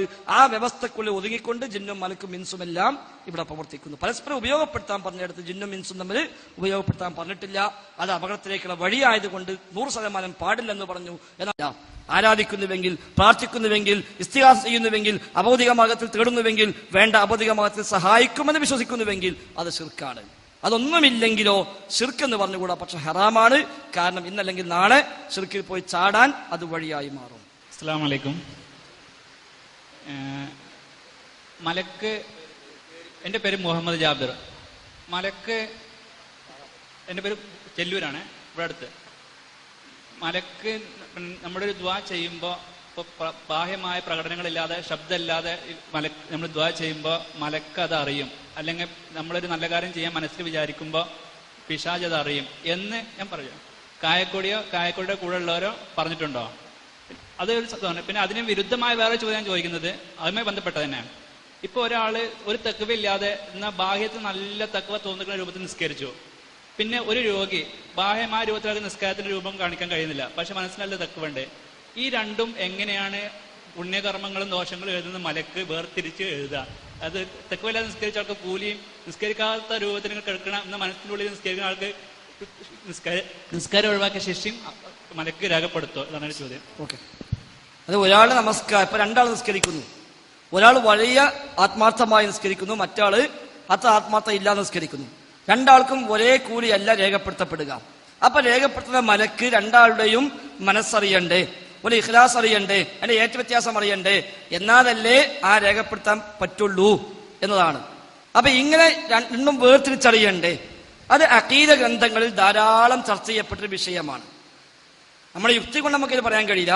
അതിൽ രേഖപ്പെടുത്തപ്പെട്ട മറുപടികളിൽ ഏറ്റവും ശരിയായി തോന്നിയ, ന്യായമായി തോന്നുന്ന, പ്രമാണബദ്ധമായി തോന്നിയ 2 മറുപടികൾ. ഒന്നുകിൽ അവർ നമസ്കരിച്ചു എന്നേ രേഖപ്പെടുത്തുന്നുള്ളൂ. അപ്പൊ 10 ആൾ നിസ്കരിച്ചു, അവിടൊക്കെ റെക്കോർഡിൽ മലക്കൾ എന്ത് എഴുതി വെച്ചു? വളുഹു നിസ്കരിച്ചു എന്ന് എഴുതി വെച്ചു. പിന്നെ പ്രതിഫലം എങ്ങനെ കൊടുക്കണം? അത് റബ്ബാണ് നിശ്ചയിക്കുന്നവൻ, അത് മലക്ക് പോലും അറിയുന്നില്ല. 10 നിസ്കരിച്ചു, 10 നിസ്കാരം കഴിഞ്ഞ് പോയി. ഓനെ നിസ്കരിച്ച കൂട്ടത്തിൽ ഓന്റെ ലിസ്റ്റിൽ ഓന്റെ പേരും വന്നു. ഇത് സ്വീകരിക്കണോ വേണ്ടേ? ഇതിന് എത്രമാത്രം ആത്മാർത്ഥ ഓനുണ്ട്? ഇത് എത്ര കൂലി കൊടുക്കണം? ഇത് തള്ളിക്കളയണോ വേണ്ടേ? അത് ഈ മലക്ക് പോലും അറിയില്ല. ഇപ്പൊ നിസ്കാരത്തിന് കൂലി കിട്ടുമോ കിട്ടൂലേ? മലക്കിന് അറിയില്ല. മലക്ക് എന്ത് വെച്ചു? ഓൻ നിസ്കരിച്ചു, അത് രേഖപ്പെടുത്തി വെച്ചു, ഓരോ കർമ്മങ്ങളും രേഖപ്പെടുത്തി വെച്ചു. ഇത് നാളെ റബ്ബ് സ്വീകരിക്കോ സ്വീകരിക്കില്ലേ, പ്രതിഫലം കിട്ടുമോ കിട്ടില്ലേ, ഓ സ്വർഗത്തിൽ പോകൂലേ, അത് മലക്കിന് അറിയില്ല, അറിയണമെന്നില്ല എന്നാണ് ഇതിന്റെ ഒരു മറുപടി. മറ്റൊന്ന്, ഒരു പക്ഷെ രേഖപ്പെടുത്തുന്ന മലക്കുകൾക്ക് അള്ളാഹു പ്രത്യേകമായി അറിയിച്ചു കൊടുക്കുന്നുണ്ടാവാം, പോലും അറിയുന്നില്ല. പക്ഷെ അള്ളാഹു പ്രത്യേകമായി ഒരിക്കലല്ല വഹയി പോലെയോ അല്ലെങ്കിൽ ആ നിരക്കുള്ള എന്തെങ്കിലും ഒരു രൂപത്തിൽ അള്ളാഹു അറിയിച്ചു കൊടുക്കുന്നു. ഇതാ ഒന്ന് സ്കെച്ചിലുണ്ടെങ്കിലും അവിടെ ഇത്ര എഴുതിച്ചാൽ മതി, ഇത്രേ പോലെ ശരിയായിട്ടുള്ളൂ, ബാക്കി ശരിയല്ല, അവിടെ ഇത്ര എഴുതിയാൽ മതി എന്നൊരു പക്ഷെ അള്ളാഹുക്ക് വിവരം കൊടുക്കുന്നുണ്ടാവും. അപ്പൊ അത് പ്രകാരം രേഖപ്പെടുത്തി വെക്കുന്നു. അപ്പോഴും ഓന്റെ മനസ്സറിയാന്നുള്ള പ്രശ്നം മലക്കിന് വരുന്നില്ല എന്നർത്ഥം. ആ നിലക്കാണ് ആ വിഷയത്തിൽ അക്കീദ ഗ്രന്ഥങ്ങൾക്ക് ചർച്ചയുള്ളത്. അക്കീദയുമായി ബന്ധപ്പെട്ട ഒരുപാട് ഗ്രന്ഥങ്ങളിൽ ഇതുമായി ബന്ധപ്പെട്ട ധാരാളം ചർച്ചകളുണ്ട്. മുൻഗാമികളും ആധുനികരുമായ സലഫി പണ്ഡിതന്മാരൊക്കെ ഈ വിഷയം ധാരാളം ചർച്ച ചെയ്തിട്ടുണ്ട്. ആ ചർച്ചകളൊക്കെ നമ്മൾ വായിക്കുമ്പോൾ അതിൽ നിന്ന് കിട്ടുന്ന അവരൊക്കെ പറഞ്ഞ ഒരു മറുപടിയുടെ ആകത്തുക അതാണ് ബാക്കി അള്ളാഹു അഴം. എന്തായിരുന്നാലും സമീഉദ് ദുആ എന്നത് അള്ളാഹുവിന്റെ ഒരു പ്രത്യേകതയായി അള്ളാഹ് എടുത്തു പറഞ്ഞതാണ്. റബ്ബല്ലാത്ത മറ്റാരാ ദുആക്ക് ഉത്തരം ചെയ്യുക എന്ന് റബ്ബ് വെല്ലുവിളിയായി ചോദിച്ചതാണ്. മറ്റു ഇലാഹിനെ സ്വീകരിച്ച ആളുകളോട് അവരാരും ഇലാഹാകാൻ തരപ്പെട്ടവരല്ല എന്ന് ബോധ്യപ്പെടുത്താൻ വേണ്ടി അള്ളാഹു പറഞ്ഞ പല കാരണങ്ങളിൽ ഒന്ന്, അവർക്കാർക്കും നിങ്ങൾ ദുആ കേൾക്കാനും ഉത്തരം ചെയ്യാനും കഴിയില്ല എന്നതാണ്. അപ്പൊ അത് പിന്നെ മലക്കിനും കഴിയും എന്ന് പറയുന്നത് എന്തായിരുന്നാലും അർത്ഥമില്ല. അവിടെ റബ്ബിന്റെ വിശേഷണം മലക്കിന് വകവെച്ച് കൊടുക്കായി മാറും. മറ്റത് ഒരു പക്ഷെ രേഖപ്പെടുത്തുന്ന റഖീബ് അതീദ് എന്നീ വിശേഷണമുള്ള മലക്ക്, ആ മലക്കിന് ഒരു പക്ഷെ അള്ളാഹു പ്രത്യേകമായ ഒരു അറിയിപ്പ് കൊടുക്കുന്നു. എന്റെ അടിമയുടെ പ്രവർത്തനം ഞാൻ ഈ രൂപത്തിലാണ് ചെയ്തിട്ടുള്ളത്, അത് അത്ര രേഖപ്പെടുത്തിയാലും മതി, അല്ലെങ്കിൽ രേഖപ്പെടുത്തേണ്ടതില്ല എന്നൊരു പക്ഷെ റബ്ബ് വിവരം കൊടുക്കുന്നു. അല്ലെങ്കിൽ മലക്കുകൾ അവർ ബാഹ്യമായി കണ്ട പ്രവർത്തനം അപ്പോഴും രേഖപ്പെടുത്തി വെക്കുന്നു. പിന്നെ അനന്തരഫലം എന്ത്, സ്വീകരിക്കപ്പെടുമോ ഇല്ലേ, കൂലി കിട്ടുമോ ഇല്ലേ, അത് മലക്കുകൾക്ക് പോലും അറിയില്ല, അത് റബ്ബിനെ മാത്രമേ അറിയുകയുള്ളൂ എന്ന രണ്ട് മറുപടിയാണ് വായിച്ചിടത്തോളം അതിൽ കണ്ടത്. അല്ലാഹു അഅലം. അല്ല, എന്റെ ആദ്യത്തെ ചോദ്യം പിന്നെ ഇങ്ങനെ ബാഹ്യമായ പ്രാർത്ഥിക്കുന്നതിന്റെ ബാഹ്യമായ ശബ്ദവും ബാഹ്യമായ പ്രകടനങ്ങളല്ലാതെ മനസ്സിന്റെ ഉള്ളിൽ അവൻ എന്താണുള്ളത് എന്ന് മലക്കറിയും, അല്ലെങ്കിൽ നല്ല കാര്യം ചെയ്യാൻ പോകുമ്പോ ശൈത്താൻ അറിയും എന്ന രൂപത്തിൽ കായക്കോടിയോ അദ്ദേഹത്തിന്റെ കൂടെ ഉള്ളവർ പറഞ്ഞിട്ടുണ്ടോ? അതാണ് ചോദിച്ചത്. അങ്ങനെ ചർച്ച പഴയ കാലത്തുണ്ടോന്ന് അറിയില്ല. അത് മനുഷ്യന്റെ മനസ്സിലുള്ളതും മലക്കറിയും, ദുആയും മലക്ക്. ഇപ്പം അദ്ദേഹം ചോദിച്ചപ്പോ കായക്കോടി പറഞ്ഞു ദുആ മലക്ക് കേൾക്കും. അത് ഇതിനു മുമ്പ് മറ്റാരെങ്കിലും പറഞ്ഞിട്ടുണ്ടോ? അല്ലെ, ഇതാണ് ചോദ്യത്തിന്റെ മർമ്മം. അല്ല, കായക്കൊടിയോ കായക്കൊടിയുടെ കൂടെ ഉള്ളവരോ ഇപ്പൊ നാസർ സുലൈമി അങ്ങനെ ആരെങ്കിലും അങ്ങനെ ബാഹ്യമായ പ്രകടനം അല്ലാത്തത് മനസ്സിന്റെ ഉള്ളിൽ മാത്രമുള്ള സംഗതി ജിന്നോ മലക്കോ അറിയുന്നു പറഞ്ഞിട്ടുണ്ടോന്നാ? അത് ശരിയാ. അല്ല, അവിടെ നമ്മൾ നേരത്തെ പറഞ്ഞ പോലെ ഇപ്പൊ കായക്കൊടി പറഞ്ഞത് ബാഹ്യമായ പദം കേൾക്കും എന്ന അർത്ഥത്തിലാണെങ്കിൽ ആ പറച്ചിൽ എന്താ പ്രസക്തി ഉള്ളത്? അവിടെ യഥാർത്ഥത്തിൽ ആ പുളിക്കത് പറയാൻ സാഹചര്യമുണ്ട്. സൂപ്പർ ബസാർ മുഖാമുഖത്തിൽ എന്റെ ഒരു മറുപടിയുടെ ഭാഗം അത് നാസസുല്ലമയും അനീഫ് കായക്കൊടിയും അത് പരാമർശിച്ചുകൊണ്ട് ഏറെ പരിഹസിച്ചു. അതായത് സൂപ്പർ ബസാർ മുഖാമുഖത്തിൽ എന്നോട് ചോദ്യം വന്നിരുന്നു ഈ ദുആ കേൾക്കുന്ന വിഷയം. അപ്പൊ ഞാനവിടെ പറഞ്ഞു ബാഹ്യമായ വിളി കേൾക്കും, ഞാൻ ദുആ കേൾക്കില്ല എന്ന് ഞാൻ പറഞ്ഞിരുന്നു. അതെടുത്തിട്ട് നാസസുല്ലമി കണ്ടോ എന്ത് പോയത്തെ ഇയാൾ പറഞ്ഞത്, വിളി കേൾക്കും ദുആ കേൾക്കൂല, വിളിഞ്ഞല്ലേ ദുആ എന്ന് പറഞ്ഞിട്ട് മൂപ്പരുടെ പരിഹസിച്ചു. അനീഫ് കായക്കൊടിയുടെ സംസാരത്തിലും സമാനമായ പ്രയോഗങ്ങൾ വന്നു. അപ്പൊ ചോദ്യ സമയത്ത് സദസ്സിനൊരാൾ ചോദിച്ചു, നിങ്ങൾ പറഞ്ഞുവല്ലോ ഫൈസൽ മുസ്ലിയാരെ ക്ലിപ്പ് പരാമർശിച്ചുകൊണ്ട് മലക്ക് വിളി കേൾക്കും ദുആ കേൾക്കില്ല എന്ന് പറഞ്ഞ അബദ്ധമാണെന്ന് പറഞ്ഞല്ലോ, എന്നാൽ റഖീബ് അതീദിനോട് ഞാൻ ദുആ ചെയ്താൽ, ചോദ്യം അതാണ്, റഖീബ് അതീദിനോട് ഞാൻ ദുആ ചെയ്താൽ എന്റെ ആ ദുആ റഖീബ് അതീദ് കേൾക്കുമോ ഇല്ലേ എന്നായിരുന്നു ഇയാളെ ചോദ്യം. അപ്പൊ അനീഫ് കായക്കൊടി പറഞ്ഞു കേൾക്കും. അവിടെ മറുപടി കേൾക്കും. അപ്പൊ ഇയാൾ ഉപചോദ്യത്തിൽ എഴുന്നേറ്റു. അങ്ങനെ ഇവൻ ചോദിച്ചു, അല്ലാഹു അല്ലാത്ത ഏതെങ്കിലും ഒരു മഖ്ലൂഖ് ദുആ കേൾക്കുമെന്നതിന് ആയത്തോ ഹദീസോ തെളിവായിട്ടുണ്ടോ? അല്ലാഹു അല്ലാത്ത ഏതെങ്കിലും മഖ്ലൂഖ് ദുആ കേൾക്കും എന്നതിന് ആയത്തോ ഹദീസോ തെളിവുണ്ടോ? അപ്പൊ അനീഫ് കായക്കൊടി മറുപടിയുടെ സ്വരം മാറ്റി. ഇയാളെ കുറിച്ച് ആക്ഷേപിക്കുന്ന തരത്തിലുള്ള ഒരു സംസാരമാണ് പിന്നെ ഇദ്ദേഹം നിർവഹിച്ചത്. അത് കഴിഞ്ഞിരുന്നപ്പോ ഇയാൾ മൂന്നാമത്തെ ചോദ്യം ചോദിക്കാൻ വേണ്ടി എണീറ്റു. അപ്പൊ പറഞ്ഞു, ഒരു ചോദ്യവും ഒരു ഉപചോദ്യവുമാണ് നിശ്ചയിക്കപ്പെട്ടത്, താങ്കൾക്ക് പിന്നിതിരിക്കാം, മറ്റുള്ളവർ കഴിഞ്ഞാൽ താങ്കൾക്ക് ഇനിയും ചോദിക്കാം. ഇദ്ദേഹം പിന്നെ പോയിരുന്നു. മുന്നിലുള്ള മനുഷ്യന്മാരുടെ ചോദ്യമൊക്കെ കഴിഞ്ഞ് ഇയാൾ തൊട്ട് മുമ്പത്തെ ആളും ചോദിച്ചപ്പോൾ സ്റ്റേജിൽ നിന്ന് പറഞ്ഞു, സമയം ഒരുപാടായി, ഇനി നമുക്ക് നീട്ടിക്കൊണ്ടുപോകാൻ കഴിയില്ല, അതുകൊണ്ട് നമ്മൾ തൽക്കാലം നമ്മൾ അവസാനിപ്പിക്കുകയാണ് എന്ന് പറഞ്ഞു. എന്നോട് വിളിച്ചിട്ട് ഇവൻ പറഞ്ഞു, എനിക്ക് അടുത്ത ചാൻസ് കിട്ടിയാൽ ഞാൻ ചോദിക്കാൻ വിചാരിച്ചിരുന്നത്, കായക്കുടി താങ്കളുടെ പ്രസംഗത്തിൽ പലപ്പോഴും കേട്ടിട്ടുണ്ട്, ലാ യസ്മഉ ദുആഅക്കും എന്നതിൽ ജിന്നും മലക്കും പെടുമെന്ന് നിങ്ങൾ പണ്ട് പ്രസംഗിച്ചിട്ടുണ്ട്. അത് ഇപ്പോഴും അങ്ങനെ തന്നെയാണോ, അതല്ല മലക്കിനെ ഒഴിവാക്കിയിട്ടുണ്ടോ എന്ന് ചോദിക്കാനാ ഞാൻ വിചാരിച്ചിരുന്നത്. പക്ഷെ എന്റെ മുമ്പത്തെ ആൾക്കാർ ചാൻസ് കിട്ടി, എനിക്ക് പിന്നെ കിട്ടിയില്ല. അപ്പൊ ആ പശ്ചാത്തലത്തിലാണ് ആ വിശദീകരണം വരുന്നത്. ഒരു ബാഹ്യമായ വിളി കേൾക്കും എന്ന അർത്ഥത്തിലാണെങ്കിൽ ആർക്കും എതിർപ്പില്ല. അതിന് അർത്ഥം പറഞ്ഞത് അത് റഖീബത്ത് മാത്രമല്ല, അത് അനീഫ് കായക്കുടിയും കേൾക്കും, ഞാനും കേൾക്കും, നമ്മളെല്ലാവരും കേൾക്കും. കാതുള്ള കേൾവിയുള്ള എല്ലാവർക്കും അടുത്തുണ്ടെങ്കിൽ കേൾക്കാൻ പറ്റും. അപ്പൊ ആ അർത്ഥത്തിലാണ് ചർച്ചയ്ക്ക് പ്രസക്തി ഇല്ലല്ലോ. അല്ലാത്തത് കേൾക്കുമെന്ന് പറയുമ്പോഴല്ലേ ചർച്ചയ്ക്ക് പ്രസക്തിയുള്ളൂ. മറ്റേതാണെങ്കിൽ സൂപ്പർ ബസാറിലെ എന്റെ മറുപടി ഗണ്ണിക്കേണ്ട ആവശ്യമില്ല. ഞാനും പറഞ്ഞെന്താണ്, ബാഹ്യമായത് കേൾക്കും, പക്ഷെ ദുആ കേൾക്കും, ദുആ ഖൽബെന്നാണ്, അത് കേൾക്കൂല. ഞാൻ തന്നെ ഉദാഹരണം പറഞ്ഞിരുന്നു. ഞാൻ ഉദാഹരണം വെച്ചാല്, മാതാ അമൃതാനന്ദമായി പുഴയുടെ കരയിൽ നിൽക്കുന്നു. അമ്മയുടെ ഭക്തൻ പുഴയിൽ മുങ്ങി മരിക്കാൻ പോകുന്നു. ഇവൻ കരക്ക് നിൽക്കുന്ന അമ്മയെ വിളിച്ചു, അമ്മയെ രക്ഷിക്കണേ. അമ്മയോട് തേടുമ്പോൾ ഇവന്റെ ഉദ്ദേശം എന്താണ്, അമ്മ ഒന്ന് മനസ്സ് വെച്ചാൽ ഓൻ രക്ഷപ്പെട്ടെന്ന് അമ്മ വിചാരിച്ചാൽ മതി, ഞാൻ രക്ഷപ്പെടും. അതാണ് ദുആ. ഓൻ അങ്ങനെ തേടി. പക്ഷെ അമ്മ എന്ത് ചെയ്തു, പെട്ടെന്ന് അമ്മ ഒരു തോർത്തുണ്ടാക്കി കൊടുത്തിട്ട് ഓള് പുഴയിക്കിട്ട് ചാടി, നീന്തി വന്ന് ഇവനെ പിടിച്ച് കരക്ക് കയറ്റി രക്ഷപ്പെട്ടു.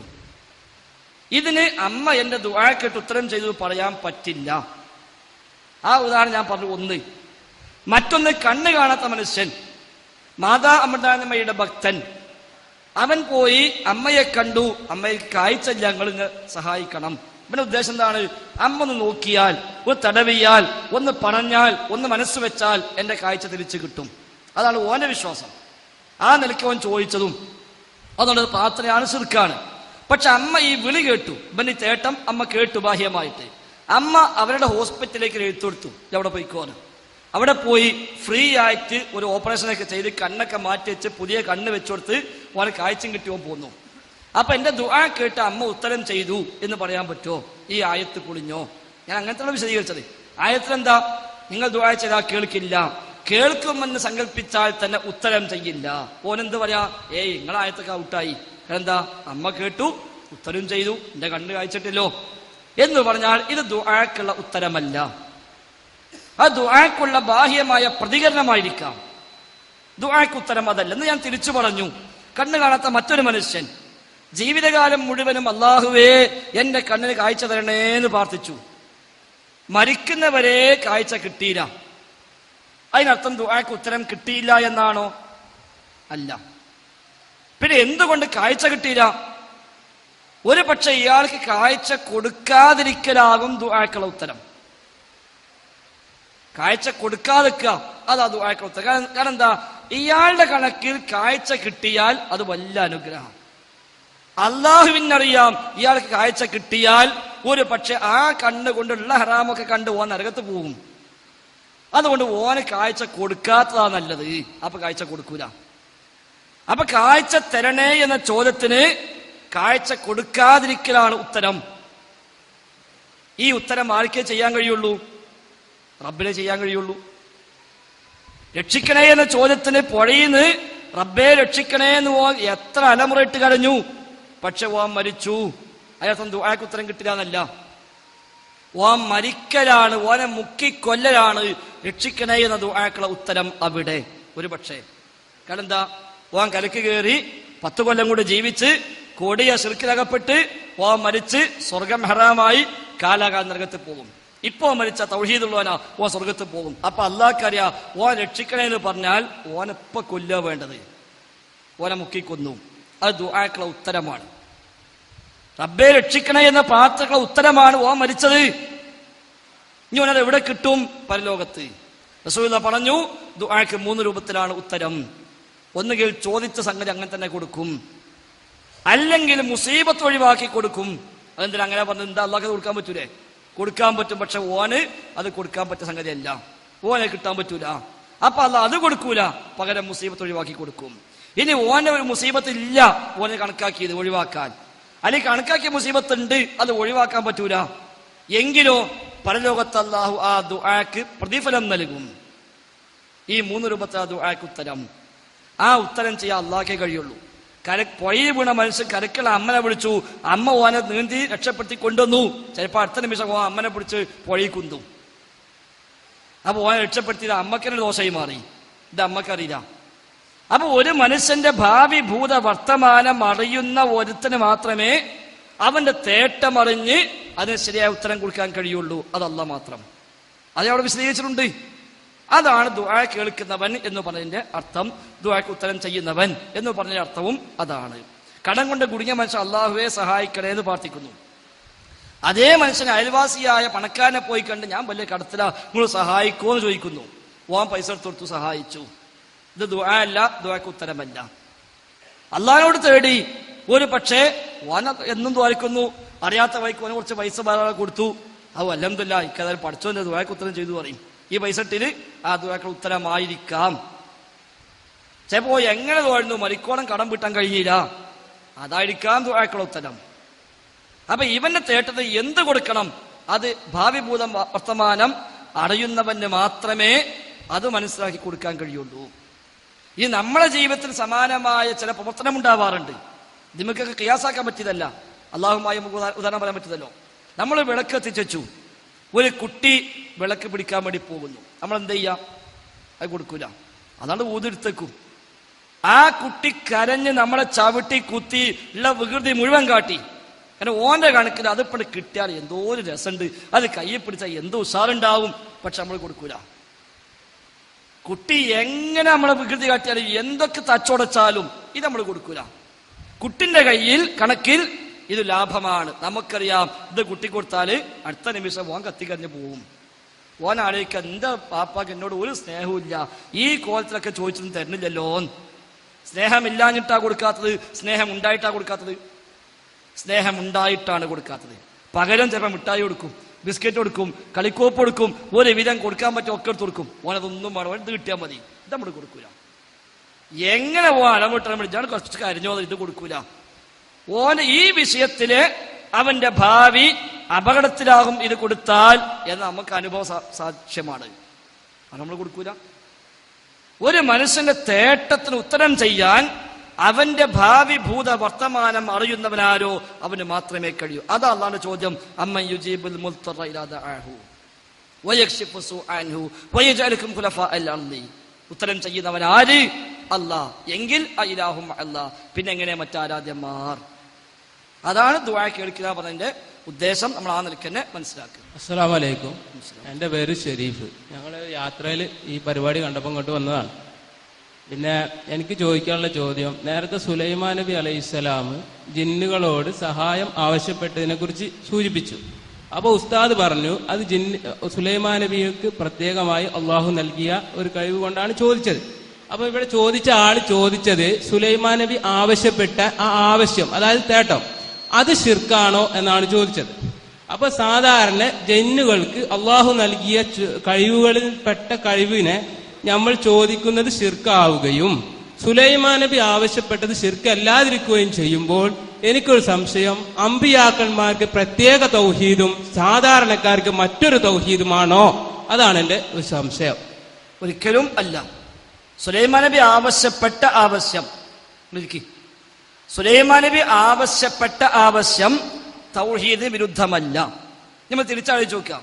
സുലൈമാൻ നബി ആ ഇഫ്രീത്തിനോട് ദുആ ചെയ്താലോ അത് ശിർക്കാണ്. സുലൈമാൻ നബി പറയട്ടെ, സുലൈമാൻ നബി അലൈഹി സ്വലാം ആ ഇഫ്രീത്തിനോട് ദുആ ചെയ്താൽ ശിർക്കാണ്. സുലൈമാൻ നബിന്റെ എല്ലാ അമലും പൊളിഞ്ഞു പോകും.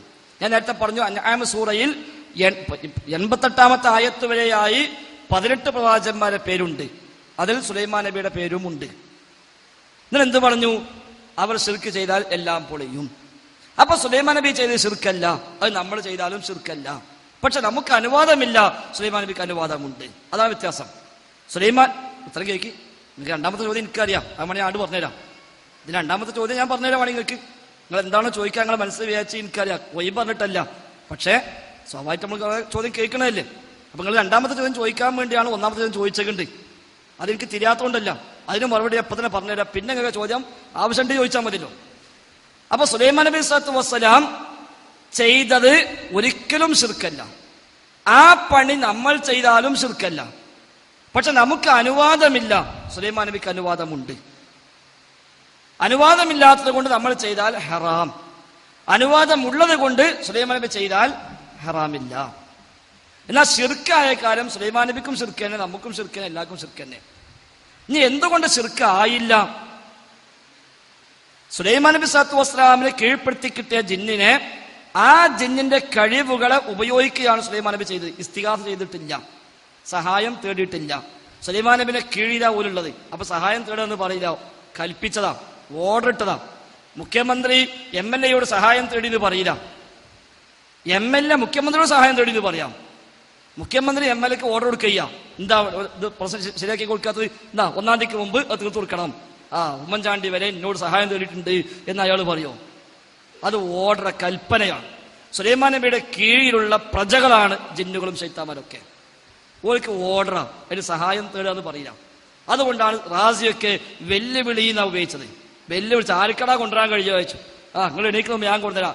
അതൊന്നും പോയടാ, അതിന്റെ മുമ്പ് വേണം. എന്നാ കഴിയൂല, എന്നാ നോക്കിക്കോ, ഞാൻ കൊണ്ടുതരാം. അതാ വെല്ലുവിളി. റാസി റഹ്മത പറഞ്ഞു, സുലൈമാനു ഇൽഹാറ മുഅ്ജിസത്തിൻ ഫതഹദ്ദാഹും അവ്വല. അതാണ് സംഭവിച്ചത്. പോട്ടെ. അപ്പൊ അവിടെ ആ ജിന്നിന്റെ കഴിവ് ഉപയോഗിക്കുകയാണ് സുലൈമാൻ നബി ചെയ്തത്.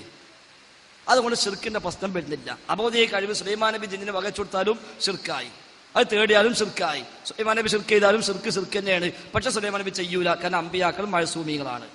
ഇനി അങ്ങനെയാണെങ്കിൽ അമ്പിയാക്കന്മാർക്ക് കൊടുത്ത കഴിവ് നമ്മൾ ചോദിച്ചാൽ അതെങ്ങനെ ശിർക്കാവുക? അതോടെ പിന്നുള്ള പ്രശ്നം അല്ലേ? ആ പ്രശ്നമില്ലേ?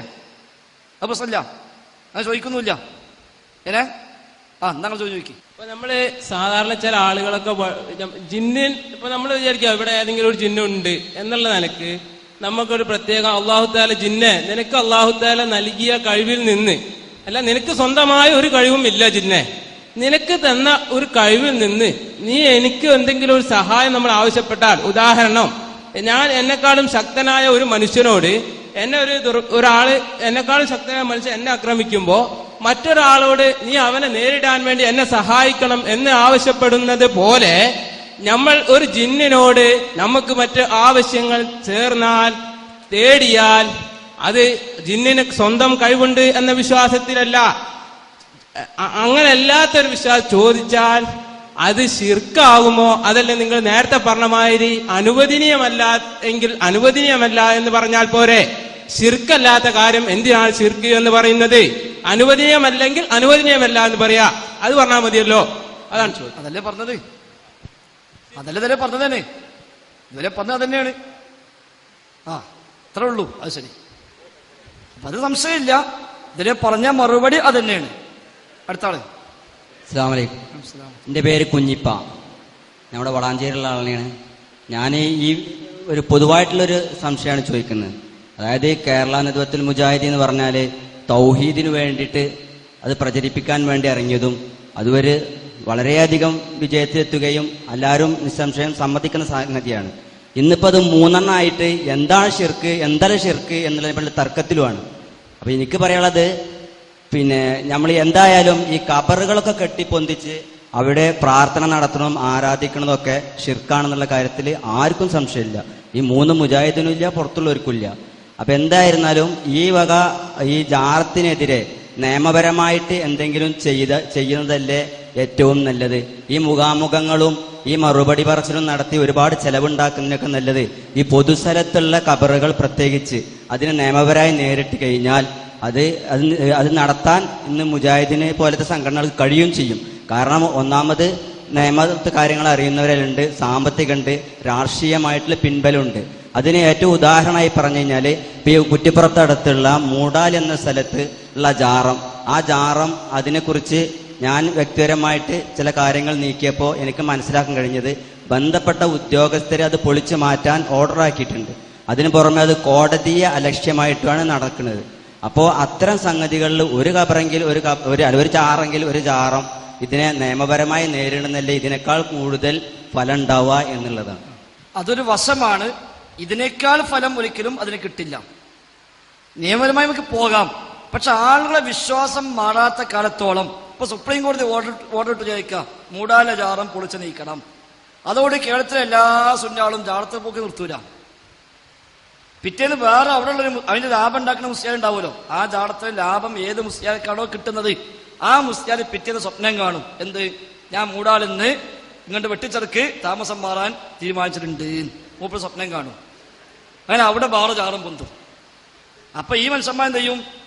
ഉസ്താദ് അപ്പോ ഭയങ്കര കഴിവുള്ള ജാറായിട്ടത്. കാരണം മൂപ്പര് ഇവിടെ പൊളിച്ചാ ഓർഡർ ഇട്ടപ്പോത്തിന് മൂപ്പര് അവിടെ അറിഞ്ഞു, ആ പേര് ഇയാൾക്ക് സ്വപ്നത്തിലൂടെ അറിയിച്ചു, മൂപ്പര് മാറിക്കിടന്നു, അവിടെ ജാറും പൊന്തി അപ്പൊ ഞാൻ അവിടേക്ക് പോകാൻ നല്ലത് എന്ന് ആളുകൾ തീരുമാനിക്കും. അപ്പൊ നിയമപരമായി നേരിട്ട് പലപ്പോഴും അത്രേ സംഭവിക്കുള്ളൂ. അത് പലപ്പോഴും അനുഭവങ്ങൾ അങ്ങനെയാണ് താനും. എന്നാൽ ഈ ജാറത്ത് കിടക്കുന്ന ആൾക്ക് ഒന്നും ചെയ്യാൻ കഴിയില്ല. മൂടാലിനെ പറ്റില്ല, അവിടെ ആളുണ്ടോന്ന് അറിയില്ല. അവിടെ ആളുണ്ടോ ഇല്ല എന്നതിന് അല്ലാഹു അഅലം. പണ്ട് കൈതന ജാറം പറഞ്ഞ പോലത്തെ ആയിരിക്കും ചിലപ്പോൾ ഒരു പക്ഷേ, അങ്ങനെ ആവാം. ഉസ്താദും കുട്ടിയും കൂടി ജാറം നടത്തിയായിരുന്നു. ഉസ്താദും ശിഷ്യനും കൂടി ജാറം നടത്തി. അങ്ങനെ ജാറം നടത്തി. പിന്നെ കുറെ കഴിഞ്ഞപ്പോൾ ആൾക്കാരൊക്കെ വരവ് കുറഞ്ഞു, വരുമാനം കുറച്ചൊക്കെ കുറഞ്ഞപ്പോൾ ഉസ്താദ് പേടഞ്ഞപ്പം രണ്ടാ കൂടി ഉള്ളത് ഇവിടുന്ന് കിട്ടുന്നില്ല. അതുകൊണ്ട് തൽക്കാലം പോയിട്ട് വേറെയും പോലെ ജോലിയൊക്കെ ചെയ്ത് ഇങ്ങനെ ജീവിച്ചോ, ഞാൻ തൽക്കാൻ തുടങ്ങി ബാക്കിയുള്ള കുറച്ചു കാലം ആയുസും കൂടി ഉണ്ടാവുള്ളൂ, അതിങ്ങനാണ്ട് തട്ടിമുട്ടാണ്ട് പൊയ്ക്കോളാം, ഇത് ചെറുപ്പക്കാരല്ലേ, ഇത് പോയിട്ട് എവിടെയും പോയി ജീവിച്ചോ എന്നിട്ട് പിന്നെ പറഞ്ഞയച്ചു. പോണൊക്കെ കഴുതനെയും കൊടുത്തു, ഇതിന്റെ കയ്യെ പിടിച്ച് എവിടെയും വല്ല ഒരു ഉപകാരപ്പെടുമല്ലോ. ഇവൻ പോണ വഴിക്ക് വഴിയിൽ ഈ കഴുത ചത്തൂന്നാ. അപ്പൊ ഇവൻ കഴിഞ്ഞ് പഠിച്ചപ്പോ ഇനിയിപ്പോ എന്താ കാട്ട, ആകെ ഉസ്താദ് തന്നൊരു സംഗതി അത് ഇത് കഴിഞ്ഞു. ഓൻ ഏതായാലും നിവൃത്തില്ല, കുറച്ചേക്ക് കരഞ്ഞു. അവസാനം അവിടെ കുഴിത്തി ആ കഴുതന അവിടെ കുഴിച്ചിട്ട് മണ്ണൊക്കെ മൂടി ഓൻ നീച്ചു പോകാൻ തോന്നുന്നില്ല. ഓൻ നിരോധിച്ച് അവിടെ ഇങ്ങനെ ഇരിക്കുക. അപ്പോഴൊരു വണ്ടിയിൽ കുറച്ച് സമസ്തക്കാര് പോണത്. അപ്പൊ ഇവരിങ്ങനെ പോകുമ്പോ ഇവരിങ്ങനെ ഒരു ജാളത്തിനുമായ സാധനം ഒരാൾ ഇന്ന് കരയുന്നുണ്ട്. ഇപ്പൊ ഇവര് വണ്ടി എടുത്തി അവിടെ ഇറങ്ങി വിളിച്ചു, അല്ല ഉസ്താദ് എന്താ ആരാ ഏത് മഹാന? മൂപ്പര് കരയനെയാണ്, മൂപ്പര് ഒന്നും മിണ്ടറില്ല. ഇവിടെ എന്ത് വെച്ചത് മൂപ്പര് മിണ്ടറില്ല. അപ്പൊ ഇത് എന്തോ കാര്യപ്പെട്ട് ഇയാൾ ഭയങ്കര ഇഖ്ലാസിൽ ഇവിടെ ഇരുന്ന് തോരക്കേണ്, മൂപ്പര് മിണ്ടൂല. അപ്പൊ ഇവരും അവിടെ നിന്നിട്ട് ആമി എടുത്തു. എന്നിട്ട് പോകുമ്പോ ഒരു 500 നോട്ട് മൂപ്പയ്ക്ക് വെച്ചോടുത്തു. ഇവര് പോയും ചെയ്തു. ഇവര് പോയി നോക്കുമ്പോ ഇത് തിരക്കിടില്ലടാ, ഇത് നല്ലൊരു ആശയാണല്ലോ. അപ്പൊ മൂപ്പന്തിൽ ഒന്ന് ഉഷാറാക്കി കുറച്ച് നിങ്ങളൊക്കെ കൂട്ടി അവിടെ ഒരു ബോർഡൊക്കെ വെച്ച് ഹിമാർ വലിയുല്ലാഹിനൊക്കെ പറഞ്ഞൊരു ബോർഡൊക്കെ വെച്ച് മൂപ്പരവിടെ അവിടെ സ്ഥിരം ഒരു കേന്ദ്രമൊക്കെ ആക്കി ജനങ്ങളുടെ വന്ന് കൂടി ഒന്നായിട്ട് ആളൊക്കെ പടവിന് അങ്ങോട്ടായി. അപ്പോഴത്തെ ഉസ്താദിന് ജാറ ഏകദേശം പൂട്ടിനോടത്തേക്ക് എത്തി. അപ്പൊ ഉസ്താദും ശിഷ്യനും പരസ്പരം അറിയുന്നില്ല ഈ പ്രശ്നം. അവിടെ ആള് പറ്റ കുറഞ്ഞപ്പോ ഉസ്താദിനോട് ആരപ്പോ ഇവിടെ പുതിയൊരു ഔദ്യോഗിക ജാറം വന്നിട്ടുണ്ട്, ഇപ്പൊ ആൾക്കാരൊക്കെ അവിടെയാണ്. എന്നാ ഒന്ന് പോയി നോക്കല, ആരപ്പ നമുക്ക് പാരാക്കാൻ വേണ്ടി അവിടെ തുടങ്ങിയത്. അങ്ങനെ ഉസ്താദ് ദിവസം ഇവിടെ വന്നു. ഇവിടെ വന്ന് അപ്പൊ ഭയങ്കര ജനം. ഏതായാലും അതിന്റെ ആളെ തെരഞ്ഞു പിടിച്ച ആളെ ചെന്ന് കണ്ട് നോക്കുമ്പോ പഴയ ശിഷ്യനാ. എടാ ഇതിപ്പോ എന്താ പരിപാടി, എങ്ങനെയാ എനിക്കിവിടെ ജാറം കിട്ടി? ഉസ്താദെ ഒന്നും പറയണ്ട, അത് നിങ്ങൾ തന്ന കഴുതന്റെ ജാറാണ്. അങ്ങനെ വർത്താനൊക്കെ പറഞ്ഞ് പോകുമ്പോ ശിശു, അല്ല ഉസ്താദെ അവിടുത്തെ ജാറപ്പായിരുന്നു ചോദിച്ചു. അതെടാ ഈ കഴുതന്റെ തന്തന്റെ ആണ് അത്. അപ്പൊ അത്രേ ഉണ്ടാവുള്ളൂ നിയമപരമായി നേരിട്ടാണ്.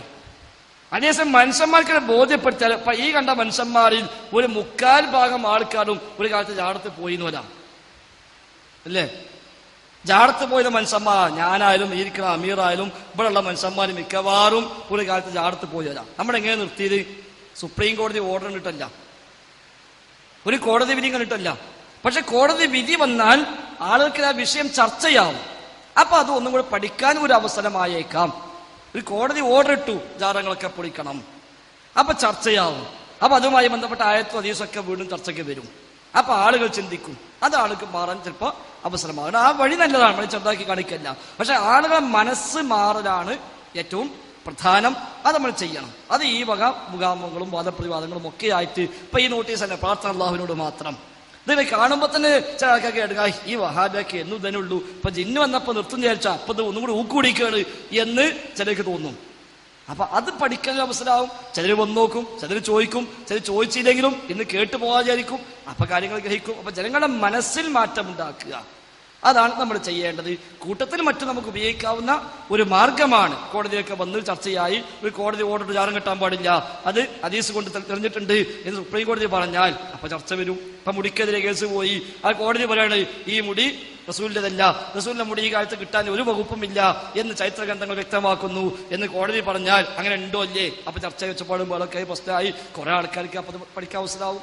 അത്ര ഇതിലുണ്ടാവുള്ളൂ. അല്ലാതെ നിയമപരമായ ഓർഡർ ഇട്ടുകൊണ്ട് മാത്രം ആൾക്കാർ ആർത്ത പോക്ക് നിർത്തൂല. മദ്യപാനത്തിനെതിരെ, സ്ത്രീധനത്തിനെതിരെ, പലിശക്കെതിരെ എത്ര നിയമങ്ങളുണ്ട്. അവിടെ ആരും സ്ത്രീധനം വാങ്ങണില്ലേ? ആരും പലിശ വാങ്ങുന്നില്ലേ? ആരും മദ്യപിക്കുന്നില്ലേ? ഉണ്ട്. അപ്പൊ അത് അത്രയേ ഉള്ളൂ. ഭൗതികമായ നിയമങ്ങൾ അത്രേ ഉണ്ടാവുള്ളൂ. അതേസമയം ദീനിയായ ഇതിന്റെ മാനം എന്താണ് എന്ന് ആളുകളെ പഠിപ്പിച്ചാൽ തീർച്ചയായും ആളുകൾ അതിൽ നിന്ന് മാറും. അതിന് തെളിവാണ് ഈ ഇരിക്കുന്ന ആളുകൾ മുഴുവനും. പള്ളി തർക്കത്തിന്റെയും മറ്റുള്ളതിന്റെയും പേരിൽ നമ്മൾ നിയമപരമായിട്ട് ഉപദേശങ്ങളും അതിന്റെ നിയമപരമായിട്ട് നമ്മൾ പോകുന്നുണ്ടല്ലോ. ഒരു പള്ളിക്ക് തർക്കമുണ്ടായി, അപ്പൊ ഞങ്ങൾ സ്ഥാപിച്ചാണ്, അപ്പൊ മറ്റൊരു ഞങ്ങൾ സ്ഥാപിച്ചാന്ന് പറയും. അതിന് നമ്മൾ നിയമത്തിന്റെ പിന്നാലെ പോകുന്നുണ്ട്.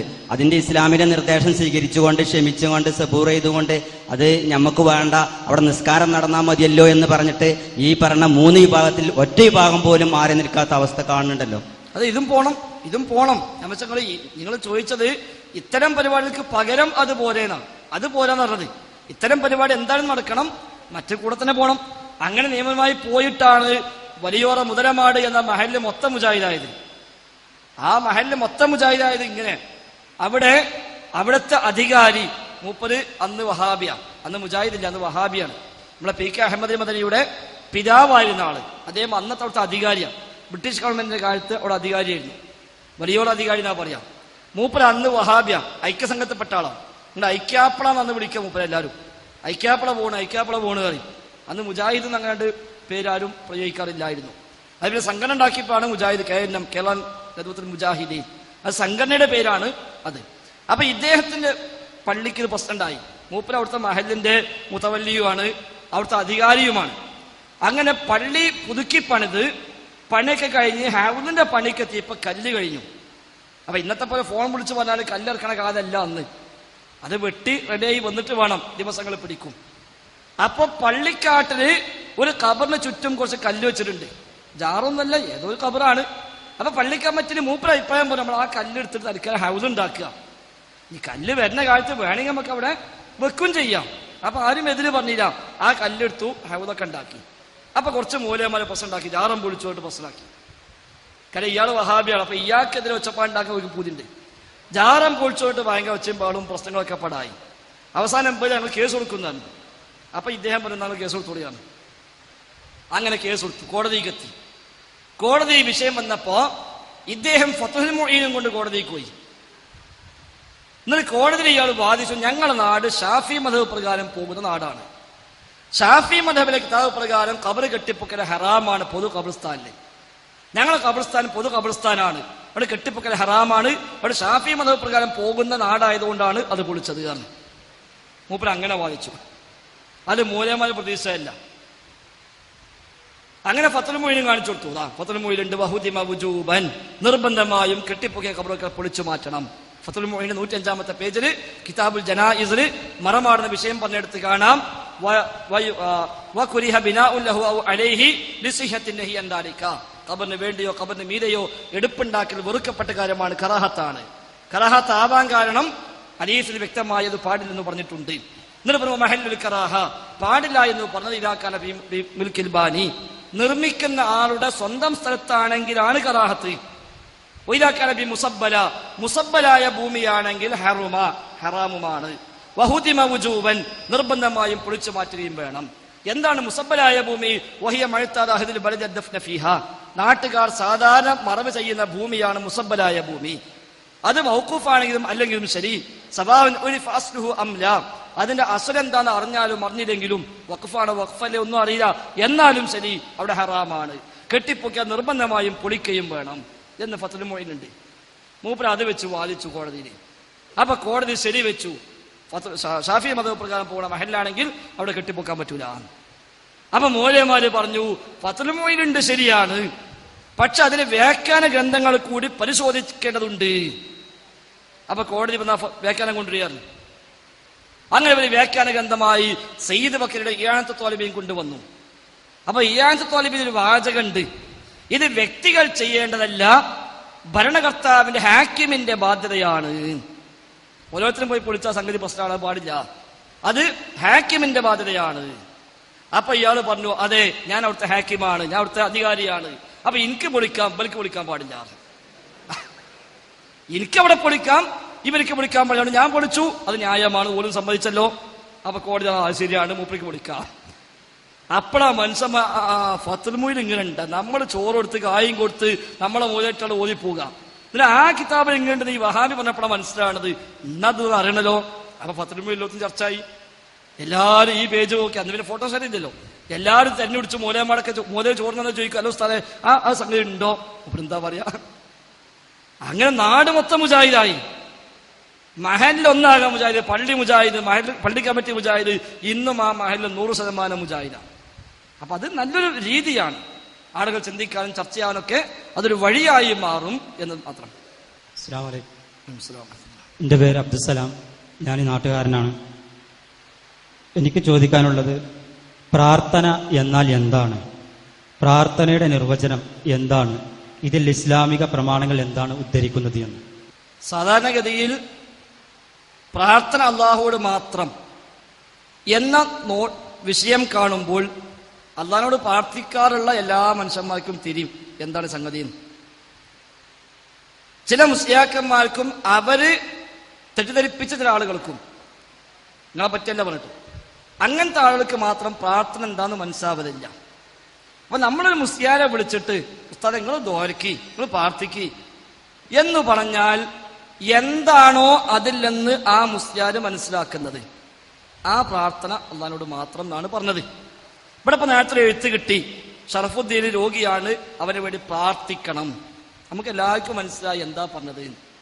ഞാൻ പ്രാർത്ഥിച്ചു, അതും എല്ലാവർക്കും മനസ്സിലായി. പ്രാർത്ഥന എന്ന പദത്തിന് ഒരുപാട് അർത്ഥമുണ്ട്. യാചിക്കുക, ചോദിക്കുക, അർത്ഥിക്കുക, അപേക്ഷിക്കുക, താഴ്മയോടെ ചോദിക്കുക എന്നൊക്കെ അർത്ഥം ആ വാക്കിനുണ്ട്. സാധാരണഗതിയിൽ മുസ്ലിമീങ്ങൾ പ്രാർത്ഥിക്കുക എന്ന് പറഞ്ഞാൽ ഒരു ആവറേജ് മുസ്ലിമിനൊക്കെ അത് ക്ലിയർ ആണ്. അതാണ് നമ്മൾ ഉദ്ദേശിച്ചത്. പിന്നെ നിർവചനം എന്താ വെച്ചാൽ, നിർവചനം പല കിതാബിലും പല രൂപത്തിലും നിർവചനം പറഞ്ഞിട്ടുണ്ട്, പല കിതാബിലും പല നിർവചനവും പറഞ്ഞിട്ടുണ്ട്. ഒരുപാട് സംവാദങ്ങൾ നമ്മൾ വിശദീകരിച്ചിട്ടുണ്ട്. അതുകൊണ്ട് പ്രാർത്ഥന എന്തിന് ചോദ്യം അത്ര പ്രസക്തല്ല എന്നതാണ് എനിക്ക് സൂചിപ്പിക്കാനുള്ളത്.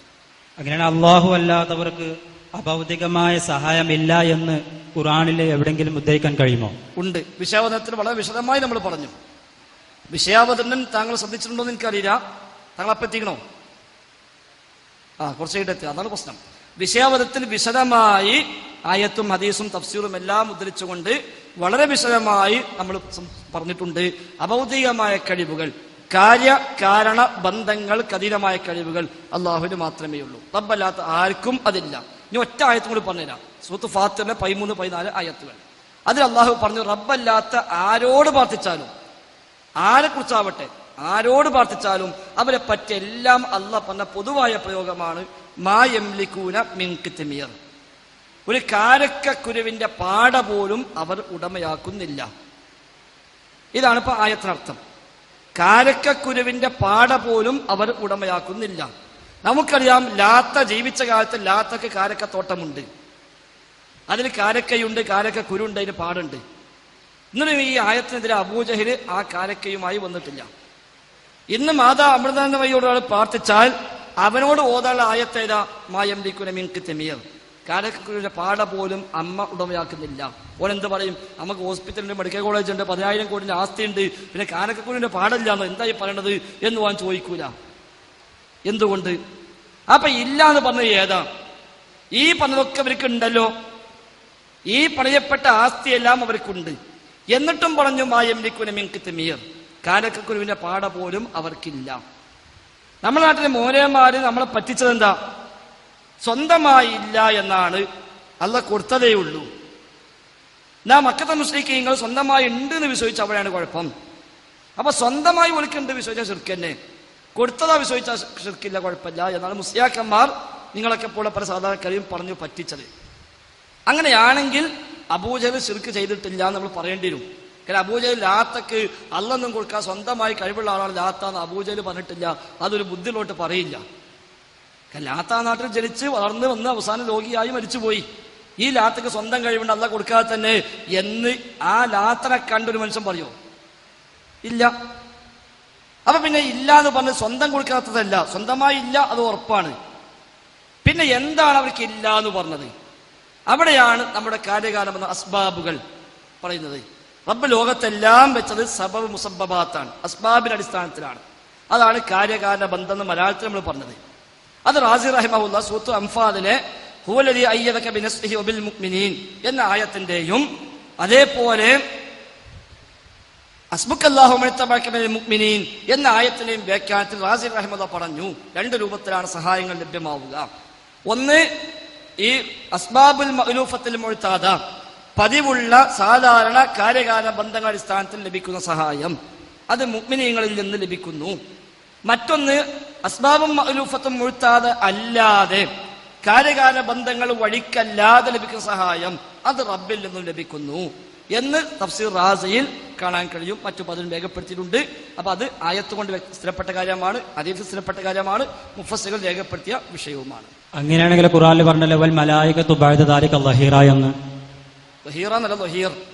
വൽ മലായികത്തു ബഅദ ദാലിക ലഹീർ എന്ന് പറഞ്ഞിട്ടുണ്ട്. സത്യമാണ്. നബിക്കെതിരെ നബിയുടെ ഭാര്യമാർ ചില ആലോചനകളുമായി വന്നപ്പോൾ അല്ലാഹു തആല വിമർശിച്ചുകൊണ്ട് ആയത്തിറക്കി. വഇൻ തളാഹറ അലൈഹി ഫഇന്നല്ലാഹു വമൗലാഹു വജിബ്രീലു വസാലിഹുൽ മുഅ്മിനീൻ വൽ മലായികത്തു ബഅദ ദാലിക ലഹീർ. അല്ലാഹു നബിയെ താങ്കളുടെ മൗലയാണ്, ജിബ്രീലും താങ്കളുടെ സഹായിയാണ്, സ്വാലിഹുൽ മുഅ്മിനീൻ വിശ്വാസികളായ മുഅ്മിനീങ്ങളും താങ്കളുടെ സഹായിയാണ്, വൽ മലായികത്തു ബഅദ ദാലിക ലഹീർ അതിനുശേഷം അതിന് പുറമെ മലക്കുകളും താങ്കളുടെ സഹായിയാണ്. അപ്പൊ നബിയെ സഹായിക്കാൻ മലക്കുകളുണ്ട്, നബിയെ സഹായിക്കാൻ ജിബ്രീലുണ്ട്, നബിയെ സഹായിക്കാൻ മുഅ്മിനീങ്ങളുണ്ട്. തീർച്ചയാണ്, സംശയമില്ല. ആ സഹായവും അഭൗതികമല്ല, ആ സഹായം ഭൗതികമാണ്. ആ സഹായം കാര്യകാരണ ബന്ധങ്ങൾക്ക് ഉള്ളിലാണ്. ആ സഹായം വ്യവസ്ഥക്കുള്ളിലാണ്. നേരത്തെ വിശദമായി പറഞ്ഞ, നിങ്ങൾ വൈകിയതുകൊണ്ടാണ് കഴിച്ചത്. മലക്കിന്റെ സഹായം അഭൗതികമല്ല എന്ന് വിശദമായി നമ്മൾ പറഞ്ഞു. ഇവിടെ അള്ളാഹുവിന്റെ റസൂലിനെ സഹായിക്കും ജിബ്രീൽ, അള്ളാഹു റസൂലിനെ സഹായിക്കും അള്ളാഹു നിശ്ചയിച്ച മലക്കുകൾ. എങ്ങനെ സഹായിക്കുക? അവർക്ക് അള്ളാഹു നിശ്ചയിച്ച കാര്യകാരണ ബന്ധത്തിന്റെ ഉള്ളിൽ നിന്നുകൊണ്ട്. ഹഫലത്തായ മലക്കുണ്ട്, റസൂലിനെ മാത്രമല്ല മുഅ്മിനീങ്ങളെ സഹായിക്കാൻ.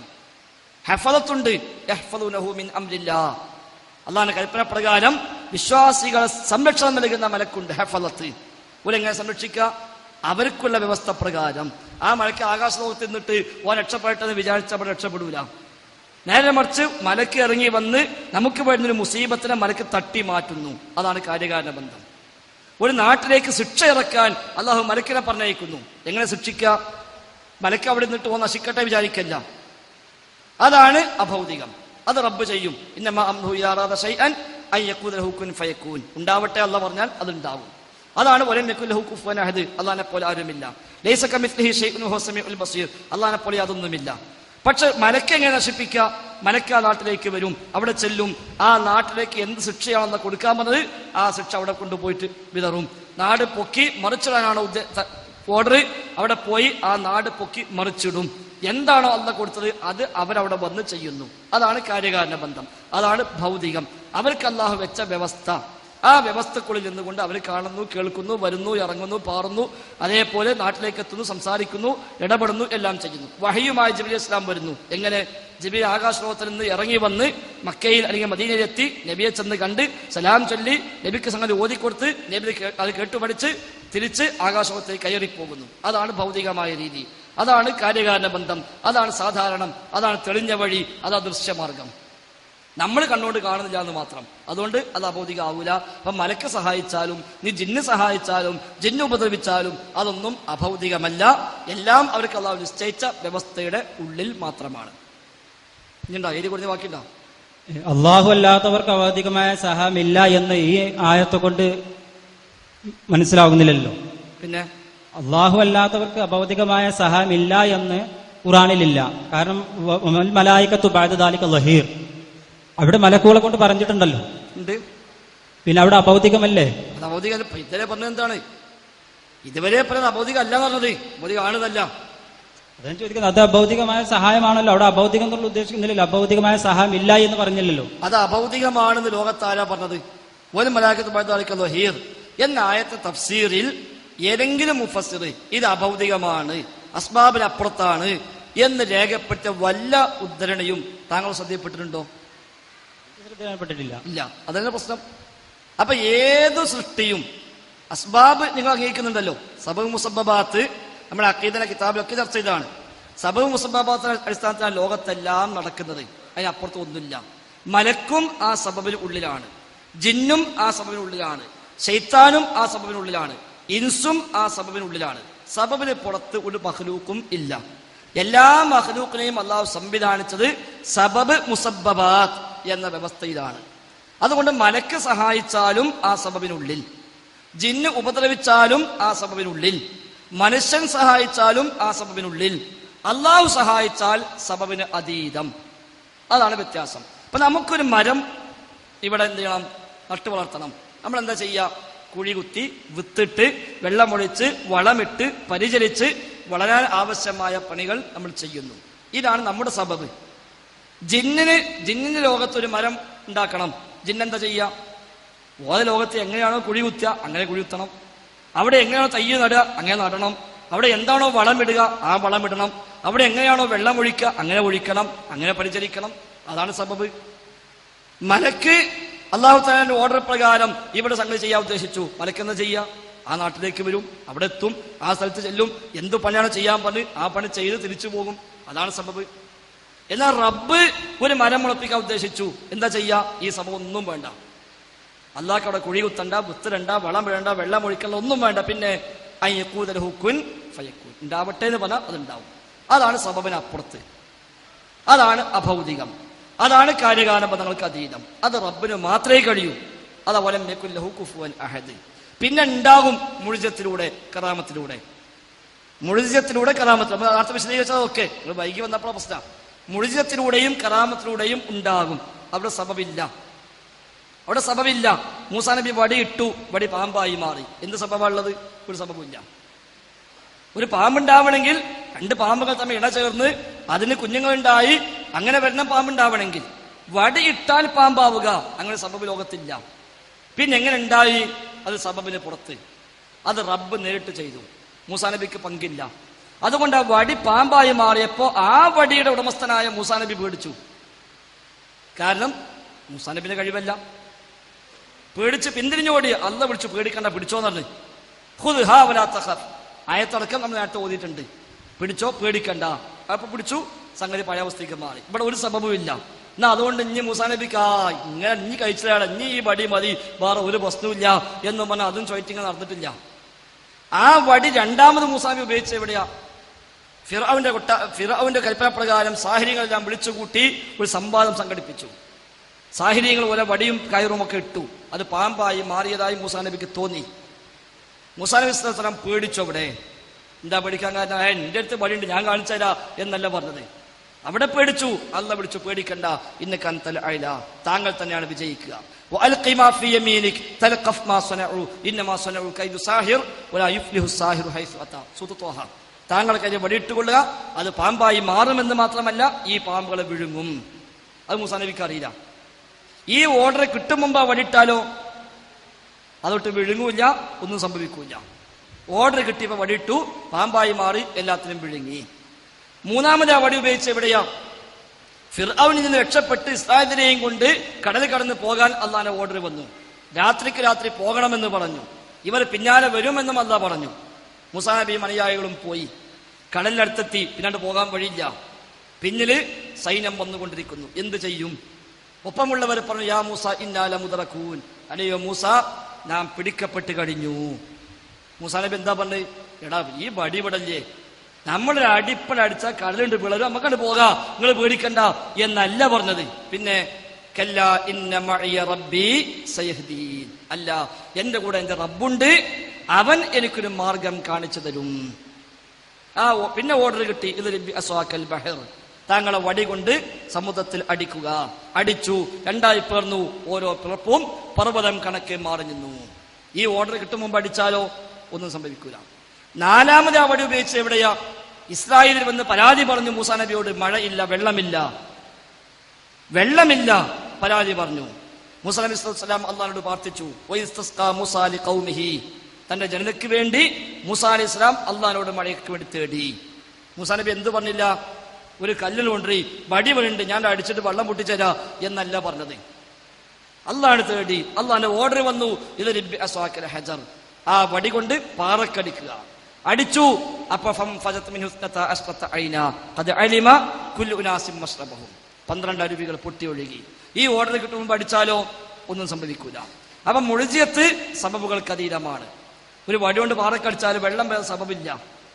ഒരു വടി കൊണ്ട് കടലിനടിച്ചാൽ കടലിൽ പിളരുക സബബില്ല, കാര്യകാല ബന്ധമില്ല, അതിനപ്പുറത്താണ്. അത് റബ്ബ് നേരിട്ട് നടത്തിയ. അതുകൊണ്ട് ആ സിഹിറിൽ അഗ്രഗണ്യരായ സാഹിര്യങ്ങൾ പോലും ഇത് കണ്ടപ്പോ എന്ത് പറഞ്ഞു? ആമന്നാ ബിറബ്ബിൽ ആലമീൻ, ഞങ്ങൾ വിശ്വസിച്ചിരിക്കുന്നു. എന്തിനു വിശ്വസിച്ചത്? ഓരോട് മൂസാ നബി സ്വല്ലല്ലാഹു അലൈഹി വസല്ലം അതിന്റെ മുമ്പ് വഴുതു പറഞ്ഞിട്ടില്ല, തൗഹീദ് പറഞ്ഞിട്ടില്ല, അള്ളാഹിനെ പരിചയപ്പെടുത്തിയിട്ടില്ല, പരലോകം പറഞ്ഞിട്ടില്ല. പക്ഷെ ഈ വടി മറ്റു വടികളെ വിഴുങ്ങിയത് കണ്ടപ്പോൾ ഓല് വിശ്വസിച്ചു. എന്തുകൊണ്ടാണ് വിശ്വസിച്ചത്? വിശ്വസിച്ചു മാത്രമല്ല, കയ്യും കാലും വെട്ടും എന്നപ്പം എന്തും ചെയ്തോ, ദുന്യാവിലല്ലേ ചെയ്യുള്ളൂ, ഒന്നും വരാനില്ല. ഇത് പറയാനുള്ള ഈമാൻ എവിടെ കിട്ടിയത്? അവർ ചെയ്തത് സിഹിറാണ്, മായാജാലമാണ്. അത് സബബിന് ഉള്ളിലാണ്, അത് സബബിനുള്ളിൽ, കാര്യകാലത്തിന് ഉള്ളിലാണ്. അതുകൊണ്ട് ചെയ്താൽ എത്ര ചെയ്യാ ഓലിക്കറിയാം, ഫിറൗന് അറിയില്ലെങ്കിലും. എന്നാലും മൂസാ നബി സ്വല്ലല്ലാഹു അലൈഹി വസല്ലം ഇപ്പൊ ചെയ്തത് സിഹിറോണ്ട് ചെയ്യാൻ പറ്റിയ പണിയല്ലാന്ന് ഓലിക്കറിയാം. സബബിന് ഉള്ളിലല്ലാന്ന് അറിയാം, സബബിന് അപ്പുറത്താണ്. മൂസക്ക് അത് കഴിയില്ലാന്ന് അറിയാം. അപ്പൊ എന്ത് മനസ്സിലായി? അപ്പൊ മൂസ പറഞ്ഞത് ശരിയാ, അതിനപ്പുറത്ത് ഒരു റബ്ബുണ്ട് അലൈഹിസ്സലാം. ആ മൂസ അലൈഹി സ്വലാത്തു വസ്സലാം പറഞ്ഞ റബ്ബ് സത്യമാണ്. ഒരാളെ വിശ്വസിച്ചു, ഒരിക്കൽ ബോധ്യമായി. ഫിർഔൻ എന്ത് പറഞ്ഞു? ഇന്നഹു ലകബീറുക്കും അല്ലമക്കും സിഹിർ, നിങ്ങളെ സിഹിർ പഠിപ്പിച്ച വല്യോനാണ് ബനീർ.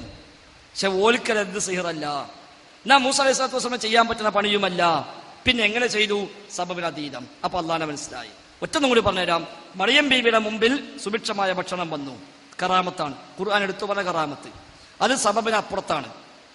സഖറിയ നബി സ്വല്ലല്ലാഹു അലൈഹി വസല്ലം കടന്നു വരുമ്പോഴെല്ലാം ഭക്ഷണം കാണുന്നു. ചോദിക്കുന്നത് എവിടുന്നാണ്? ഹുവ മിൻ ഇൻദില്ലാ, റബ്ബിൽ നിന്നാണ്. ഇന്നല്ലാഹു യർസുഖു മൻ യശാ ബിഗൈരി ഹിസാബ്. ഇത് സബബിന് അപ്പുറത്താണ്. ഒരാള് 3 നേരം മോതിലേക്ക് ചോറുണ്ടാണ പോലെ പാത്രത്തിൽ കൊണ്ട് കൊടുക്കണമെങ്കിലോ കറാമത്താവോ? കറാമത്താവൂല. ഇപ്പൊ ഇതിന് കറാമത്തായി. ഈ കറാമത്ത് കണ്ടു ആര്? സഖറിയ അലൈഹിസ്സലാം. സഖറിയ നബി ചെയ്തത് എന്താ? തന്റെ കറാമത്തുള്ള നിങ്ങൾ ഉണ്ടായിട്ടാ ഞാൻ കുട്ടിയില്ലാതെ എടുങ്ങാറാകണത്, എനിക്ക് കുട്ടിയെ തരണമെന്ന് ബീബിനോട് പറഞ്ഞേക്കല്ല. സൂറത്ത് ആലി ഇമ്രാനിൽ ഈ സംഭവം പറഞ്ഞിട്ട് അടുത്ത ആയത്ത് എന്താ അറിയോ? ഹുനാലിക ദഅ സഖറിയ റബ്ബഹു. അവിടെ വെച്ച് സഖറിയ നബി തന്റെ റബ്ബിനോട് പ്രാർത്ഥിച്ചു. അവിടെ വെച്ച് സഖറിയ നബി തന്റെ റബ്ബിനോട് പ്രാർത്ഥിച്ചു. അപ്പൊ കറാമത്ത് കണ്ടപ്പോ റബ്ബിനെ മനസ്സിലായി. കറാമത്ത് കണ്ടപ്പോ റബ്ബിനെ മനസ്സിലായി. അപ്പൊ കറാമത്തും മുഴുവത്തും റബ്ബിൽ നിന്നാണ്. അത് സബബിന് അതീതമാണ്. ഈ ലോകത്ത് നടക്കുന്ന വല്ലതും സബബിന് അതീതമായിട്ടുണ്ടെങ്കിൽ കറാമത്തും മുഴുവത്തും മാത്രം.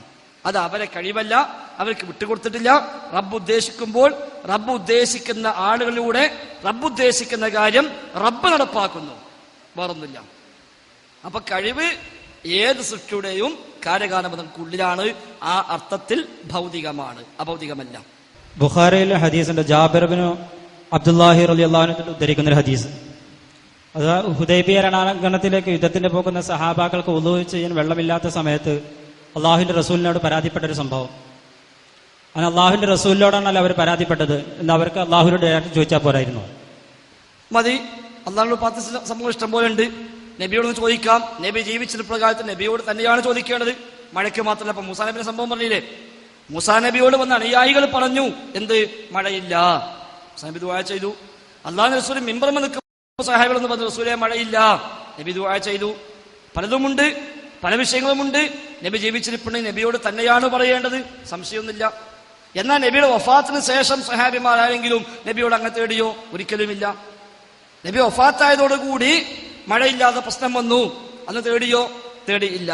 അസുഖം വന്നു, റസൂലെ ഷിഫയാക്കണേ പറഞ്ഞോ? പറഞ്ഞില്ല. കടം കൊണ്ട് കുടുങ്ങി, റസൂലെ സഹായിക്കണേ പറഞ്ഞോ? പറഞ്ഞില്ല. ഇപ്പൊ മുസ്ലിയാക്കന്മാര് പറഞ്ഞ എന്താ? ഇഹ്ദിനസ് സിറാത്തൽ മുസ്തഖീം എന്ന് വരെ മുഹീദ്ദീൻ ശൈഖിനോട് പറയാം. മംഗലാപുരം സംവാദത്തിൽ MT അബൂബക്കർ ദാരിമി. അത് സ്വഹാബത്ത് ചെയ്തില്ല. ജലാലുദ്ദീൻ സുയൂത്തി റഹിമഹുള്ളയുടെ അൽ അംറു ബിൽ ഇത്തിബാ എന്ന കിതാബിൽ അദ്ദേഹം പറയുന്നു, വഅന്ന സ്വഹാബ വഖദ് അജ്റബു മറാത്തിൻ വദഹമതുഹും നവാഇബ ബഅദ മൗതിഹി സ്വല്ലല്ലാഹു അലൈഹി വസല്ലം ഫഹല്ലാ ജാഉ വസ്തസ്ഖൗ വസ്തഗാസു ഇൻദ ഖബ്രി നബിയ്യി സ്വല്ലല്ലാഹു അലൈഹി വസല്ലം. വഅന്ന സ്വഹാബ സ്വഹാബിമാർ വഖദ് അജ്റബു മറാത്തിൻ, പലപ്പോഴും അവർക്ക് ക്ഷാമമുണ്ടായിട്ടുണ്ട്. വദഹമതുഹും നവാഇബു, പല വിപത്തുകളും അവർക്ക് വന്നിട്ടുണ്ട്. ബഅദ മൗതിഹി സ്വല്ലല്ലാഹു അലൈഹി വസല്ലം, നബിയുടെ വഫാത്തിന് ശേഷം. ഫഹല്ലാ ജാഉ, എന്തേ അവർ വന്നില്ല? വസ്തസ്ഖൗ, മഴയെ തേടിയില്ല. വസ്തഗാസു, ഇസ്തിഗാസ ചെയ്തില്ല. ഇൻദ ഖബ്രി നബി സ്വല്ലല്ലാഹു അലൈഹി വസല്ലം, നബിയുടെ ഖബറിൽ വന്നിട്ട്. എന്നിട്ട് അദ്ദേഹം പറഞ്ഞ വാക്കെന്താറിയോ? ജലാലുദ്ദീൻ സുയൂത്തി അൽ അംറു ബിൽ ഇത്തിബാ എന്ന കിതാബിൽ ശേഷം പറയുന്നു, ഫഖ്തദി അയ്യുഹൽ മുസ്ലിം, മുസ്ലിമേ നീ പിന്തുടരണം. ഇൻ കുന്ത അബ്ദല്ലാ, നീ അള്ളാന്റെ അടിമയാണെങ്കിൽ ബിസലഫിക സ്വാലിഹ്, നിന്റെ ഈ സലഫു സ്വാലിഹ്കളെ വഴി നീ പിൻപറ്റണം. ഫലാ തദഉ ഇല്ലല്ലാ, അവിടെ റബ്ബിനോടല്ല ദുആ ചെയ്യല്ല. വലാ തസ്തഇൻ ഇല്ലാ ബിഹി, റബ്ബിനോടല്ല ഇസ്തിആൻ ചെയ്യല്ല. അപ്പൊ അതാണ് സ്വഹാബത്തിന്റെ മറുപടി ക്രമം. റസൂൽ ജീവിച്ചിരിപ്പുണ്ടോ? നമുക്ക് പോയി പറയാം. സ്വാലിഹായ മനുഷ്യന്മാർ ജീവിച്ചിരിപ്പുണ്ടോ? പറയാം. ഉസ്താദെ സുഖം, ഞങ്ങൾ ദുആ ചെയ്യണം, ബുദ്ധിമുട്ടുണ്ടെങ്കിൽ പ്രാർത്ഥിക്കണം, പറയാം. ഒരു തയ്യാറില്ല. റസൂലിനോട് പറഞ്ഞിട്ടുണ്ട്, റസൂൽ പരിഹാരം നിർദ്ദേശിച്ചിട്ടുണ്ട്. മുഴുജത്തിലൂടെ പലർക്കും പരിഹാരം കിട്ടിയിട്ടുണ്ട്, അല്ലാതെ കിട്ടിയിട്ടുണ്ട്, എല്ലാം ഉണ്ട്. അത് നബിയുടെ ജീവിതകാലത്ത് ഉണ്ടായിട്ടുണ്ട്, സംശയമില്ല. ശേഷം ഉണ്ടായോ? ഇല്ല. ജാബിർ തന്നെ അദ്ദേഹം, നിങ്ങൾ പറഞ്ഞ ഹദീസ് ഉദ്ധരിച്ചത് അദ്ദേഹമാണല്ലോ. ജാബിർന്റെ പിതാവ് അബ്ദുല്ലാഹു ഉഹദിൽ കൊല്ലപ്പെട്ട ആളാണ്. ഉഹദിലേക്ക് പോകുമ്പോൾ തലേന്ന് രാത്രി വാപ്പ മോനോട് പറഞ്ഞ കാര്യം ഇമാം മുസ്ലിം ഉദ്ധരിച്ചിട്ടുണ്ട്. വാപ്പ പറയാം, മോനെ, നാളെ യുദ്ധത്തിലേക്ക് പോയാൽ 1-ാമത്തെ ദിവസം തന്നെ ഞാൻ കൊല്ലപ്പെടുമെന്ന എന്റെ പ്രതീക്ഷ. അതുകൊണ്ട് ഞാൻ നാളെ കൊല്ലപ്പെടുകയാണെങ്കിൽ എനിക്ക് ഇത്ര കടങ്ങളുണ്ട്, ആ കടം നീ ഏറ്റെടുക്കണം. എനിക്ക് 6 പെൺമക്കളുണ്ട്, അവരെ നോക്കാൻ നീയല്ലാതെ മറ്റാരുമില്ല. അതുകൊണ്ട് അവരെ കാര്യം നീ പ്രത്യേകം ശ്രദ്ധിക്കണം. എന്നിട്ട് പറഞ്ഞു, ഈ 2 ബാധ്യത എനിക്കില്ലായിരുന്നുവെങ്കിൽ നിന്നെയും കൂടെ ഞാൻ എന്റെ കൂടെ യുദ്ധത്തിലേക്ക് കൊണ്ടുപോകുമായിരുന്നു. നീയും കൂടെ ശത്രുക്കളുടെ കരങ്ങളാൽ വെട്ടേറ്റ് മരിക്കുന്നത് കാണാനാണ് എനിക്ക് താല്പര്യം. പക്ഷെ നമ്മൾ 2 മരിച്ചാൽ ഈ 2 ബാധ്യത ബാക്കിയാവും. അതുകൊണ്ട് മോനെ, വാപ്പ മരിച്ചാൽ ഇത് ഏറ്റെടുക്കണം. വാപ്പ മരിച്ചു. പിറ്റേന്ന് ഉഹദിൽ ഷഹീദായി, ശുഹദാക്കളുടെ നേതാവായി മാറി. ഈ കടം വിട്ടാൻ വാപ്പനോട് പിന്നെ മോൻ തേടിയോ? നമ്മളിപ്പോ വിളിക്കുന്ന ബദരീങ്ങളും ഉഹദീങ്ങളാണല്ലോ. ആ ഉഹദിൽ പങ്കെടുത്ത് ഷഹീദായ വാപ്പയോട് സ്വഹാബിയായ വലിയായ മകൻ തേടിയില്ല. പിന്നെ റസൂലുള്ളാഹിന്റെ പള്ളിയിൽ റസൂലിലേക്ക് വരുമ്പോൾ ഈ ജാബിർ റളിയല്ലാഹുണ്ട് വളരെ വിഷമിച്ച് ടെൻഷനായി പള്ളിന്റെ മൂലക്കിരിക്കുന്നത്. അപ്പൊ നബി ചോദിച്ചു, എന്താ ജാബിർ, വല്ലാത്തൊരു വിഷമം മുഖത്ത്? അപ്പൊ പറഞ്ഞു, റസൂൽ, നിങ്ങൾക്ക് അറിയാലോ, എന്റെ വാപ്പ മരിക്കുമ്പോ ഒരു വലിയ കുടുംബത്തിന്റെ ബാധ്യത എന്നെ ഏൽപ്പിച്ചിട്ടാ പോയത്. ധാരാളം കടബാധ്യതയും എന്നെ ഏൽപ്പിച്ചിട്ടാ പോയത്. കടക്കാർ ചോദിച്ച് പ്രയാസപ്പെടുത്തുന്ന നബിയെ കൊടുക്കാൻ കഴിയുന്നില്ല. ആ ഒരു വിഷമമാണ്. റസൂൽ എന്താ പറഞ്ഞു, എടാ, എന്റെ വാപ്പ ഒരു ഷഹീദല്ലേ, ഉഹദ് പങ്കെടുത്ത ആളല്ലേ, ഓരോ ആ പേരൊന്ന് പറഞ്ഞാൽ തന്നെ കടം വീടൂലേ എന്നല്ല പറഞ്ഞത്. നമ്മളെ മാലി പറഞ്ഞ അങ്ങനെ അസ്മാ ഊരത്താൽ കടം വീടുമെന്നോ പറഞ്ഞ ഓരോ പേരാണ് ചൊല്ലിയ കടം വീടുന്നു. ഓരോ മോനാണ് കടം കൊണ്ട് വാപ്പ ഏൽപ്പിച്ച കടം. ഈ വാപ്പാന്റെ കടം വിട്ടാൻ വയ്യാതെ മോനെടുങ്ങതാകാം. അപ്പൊ നബി പറഞ്ഞു, വിഷമിക്കാനുള്ള വഴി ഉണ്ടാക്കാം. നബി എന്ത് പറഞ്ഞു? ജാബിർലാഹിന് ഒരു ഈത്തപ്പന തോട്ടമുണ്ട്. നബി അദ്ദേഹത്തെയും കൂട്ടി ആ തോട്ടത്തിൽ പോയി. ആ തോട്ടത്തിൽ ബർക്കത്തുണ്ടാകാൻ വേണ്ടി നബി ദുആ ചെയ്തു. ആ കൊല്ലം ധാരാളം വിളവുണ്ടായി. അങ്ങനെ അത് വിറ്റിട്ട് എല്ലാവരുടെ കടവും വീട്ടി, എല്ലാ പ്രശ്നവും തീർന്നു. നബിയോടാണ് പറഞ്ഞത്. അള്ളാഹോട് പ്രാർത്ഥിച്ചിട്ടുണ്ട്, ധാരാളം പ്രാർത്ഥിച്ചിട്ടുണ്ട്. നബിയോടും പറഞ്ഞു. നബി പോയിട്ടും തരൂ, റബ്ബിനോട് ദുആ ചെയ്തു. ആ ദുആ അല്ലാഹു സ്വീകരിച്ചു. അദ്ദേഹത്തിന് ആശ്വാസം കിട്ടി. ഒരു മയ്യത്ത് മുമ്പിൽ വന്നാൽ നബി പറയുമായിരുന്നു, ആർക്ക് ഇയാൾ കടം തരാനുണ്ടോ, ഉണ്ടെങ്കിൽ എന്നെ സമീപിച്ചോ, ഞാൻ കൊടുത്തോളാം. നബി ഏൽക്കുമായിരുന്നു. നബി വഫാത്തായതിനു ശേഷം സുദ്ദീഖ് അല്ലാഹു ഖലീഫ ആകുമ്പോൾ ഒരു മയ്യത്ത് വന്നാൽ എന്താ പറയാ? ഇതേ കടമുണ്ടെങ്കിൽ നബിയോട് പോയി ചോദിച്ചാൽ മതി എന്ന് പറഞ്ഞിനോ? ഇല്ല, ബൈത്തുൽ മാൽ കൊടുക്കും. ഉമർ ഖത്താബിന്റെ കാലത്ത് മയ്യത്ത് വന്നാൽ പറയോ? റസൂൽ അന്ന് ഏൽക്കുമായിരുന്നു. അതുകൊണ്ട് റസൂലിനോട് പോയി പറഞ്ഞോളി, റസൂൽ ഏറ്റോളും എന്ന് പറയാറില്ല. നേരെ മറിച്ച് ബൈത്തുൽ മാൽ അയാൾക്ക് ഫണ്ട് പാസ്സാക്കും, കടം വീട്ടും. അതായിരുന്നു രീതി. അപ്പൊ അത് മുഴുജത്ത് കൊണ്ട് സഹായിക്കുന്ന അവരുടെ കാലഘട്ടത്തിൽ ഓരോ പോയി കാണാം, സമീപിക്കാം, പറയാം, ഓരോ കൊണ്ട് ദുആ ചെയ്യിക്കാം. അവരിലൂടെ മുഴുജത്തിലൂടെ റബ്ബ് നമ്മുടെ പ്രശ്നം തീർക്കുകയാണെങ്കിൽ തീർക്കുകയും ചെയ്യാം. എന്നാൽ വഫാത്തിന് ശേഷം അങ്ങനെ സംഭവം സ്വഹാബത്തിൽ ഉദ്ധരിക്കപ്പെട്ടിട്ടില്ല, താബിഈങ്ങൾ ചെയ്തിട്ടില്ല, അഹ്ലു സുന്നത്ത് പരിചയവും ഇല്ല. ഞാൻ ഇപ്പോ ചോദിക്കാൻ കാരണം, പ്രസംഗം ഇത്രയൊക്കെ നേരായിട്ടും ഇപ്പോ മുജാഹിദ് അകത്താരാണോ പുറത്താരാണോ എന്നുള്ളത് എനിക്ക് വ്യക്തമല്ല. കാരണം ഇപ്പോൾ കുറെ ആൾക്കാർ, പ്രബലരായ ആൾക്കാർ തന്നെ പലരും പുറത്തും പലരും അകത്താണ്. പിന്നെ ചില പണ്ഡിതന്മാർ, മുൻനിരയുള്ള ചില പണ്ഡിതന്മാർ മുമ്പ് പ്രസംഗിച്ച മുൻനിരയിലുള്ള ചില പണ്ഡിതന്മാർ മുമ്പ് പ്രസംഗിച്ച പ്രസംഗങ്ങളിൽ, പ്രത്യേകിച്ച് സക്കരിയ സലാഹി പറഞ്ഞ പ്രസംഗ വിഷയത്തിൽ, വിജനമായൊരു സ്ഥലത്ത് നമ്മൾ അകപ്പെട്ട് കഴിഞ്ഞാൽ ജിന്നിനെ, മുസ്ലിം ജിന്നുകളോ അല്ലെങ്കിൽ വിശ്വാസികളായ പിന്നെ അബൗദ്ധികമായ രീതിയിൽ കാണുന്ന മറ്റാളുകളോ ഉണ്ടെങ്കിൽ അവരോട് സഹായം തേടാം എന്ന പ്രസംഗത്തിൽ കേട്ടിട്ടുണ്ട്. അതിനെക്കുറിച്ച് ഇവിടെ പരാമർശങ്ങളൊന്നും കേട്ടിട്ടില്ല. പക്ഷെ അത്തരം കാര്യങ്ങളിൽ എന്തെങ്കിലും അഭിപ്രായം സ്വീകരിച്ചായിട്ട്? സക്കരിയ സലാഹി അങ്ങനെ പ്രസംഗിച്ചിട്ടില്ല. വിജനപ്രദേശത്ത് എത്തിപ്പെട്ടാൽ മുസ്ലിം ജനോട് സഹായം തേടാം എന്ന് സക്കരിയ സലാഹി പറഞ്ഞിട്ടില്ല. അങ്ങനെ പ്രസംഗം കേട്ടിട്ടുണ്ടാവില്ല. അത് ശുദ്ധമായ കളവ് പലരും പ്രചരിപ്പിച്ചു എന്നേ ഉള്ളൂ. അങ്ങനെ ക്ലിപ്പ് കേൾക്കാൻ നിങ്ങൾക്ക് അതും കഴിഞ്ഞിട്ടില്ല, അത് അദ്ദേഹം പ്രസംഗിച്ചിട്ടുമില്ല. നിങ്ങൾക്ക് ഇനിയും അത് അന്വേഷിക്കാം. സക്കറിയ സ്വലാഹി അങ്ങനെ പറഞ്ഞു എന്ന് മറ്റു പലരും പറഞ്ഞു, അല്ലാതെ സ്വലാഹി അത് പറഞ്ഞിട്ടില്ല. ഏതുപോലെ സുന്നി മൂലമാർ പറയും വഹാബിക്ക് ദിക്റില്ല, ദുആ ഇല്ല, സ്വലാത്തില്ല. അപ്പൊ സുന്നി നാടന്മാരെന്ന് പറയും വഹാബികൾ ദുആ ഇല്ലാത്തവനല്ലേ, എന്താ ഞങ്ങൾ ഉസ്താദ് പറഞ്ഞത് എന്ന് പറഞ്ഞ പോലെയാണ്. എതിരാളികളായി വന്ന ചിലർ പറഞ്ഞു ജിന്നോട് തേടാന്ന് പറഞ്ഞിട്ടുണ്ട്, വിജയപ്രദേശത്ത് പോലെ വിളിക്കാന്ന് പറഞ്ഞിട്ടുണ്ട്. അങ്ങനെ സ്വലാഹി പറഞ്ഞിട്ടേ ഇല്ല. പറഞ്ഞിട്ടുണ്ടെങ്കിൽ 100% തെറ്റാണ്, അംഗീകരിക്കാൻ കഴിയില്ല, അങ്ങനെ പറയാൻ പാടുമില്ല, അദ്ദേഹം പറഞ്ഞിട്ടുമില്ല. എന്നു മാത്രമല്ല, അദ്ദേഹത്തെക്കുറിച്ച് ഈ ആരോപണം വ്യാപകമായപ്പോൾ അദ്ദേഹം അതും പറഞ്ഞിട്ടുണ്ട്, എന്നെപ്പറ്റി പ്രചരിപ്പിക്കുന്നു, പക്ഷെ അത് കളവാണ് എന്ന് പറഞ്ഞിട്ടുണ്ട്. ഇപ്പൊ 2 ദിവസം മുമ്പ് ഞാനും സ്വലാഹിയും ഒന്നിച്ച് ഒരു മുഖാമുഖത്തിൽ പങ്കെടുത്തു നന്ദിയിൽ.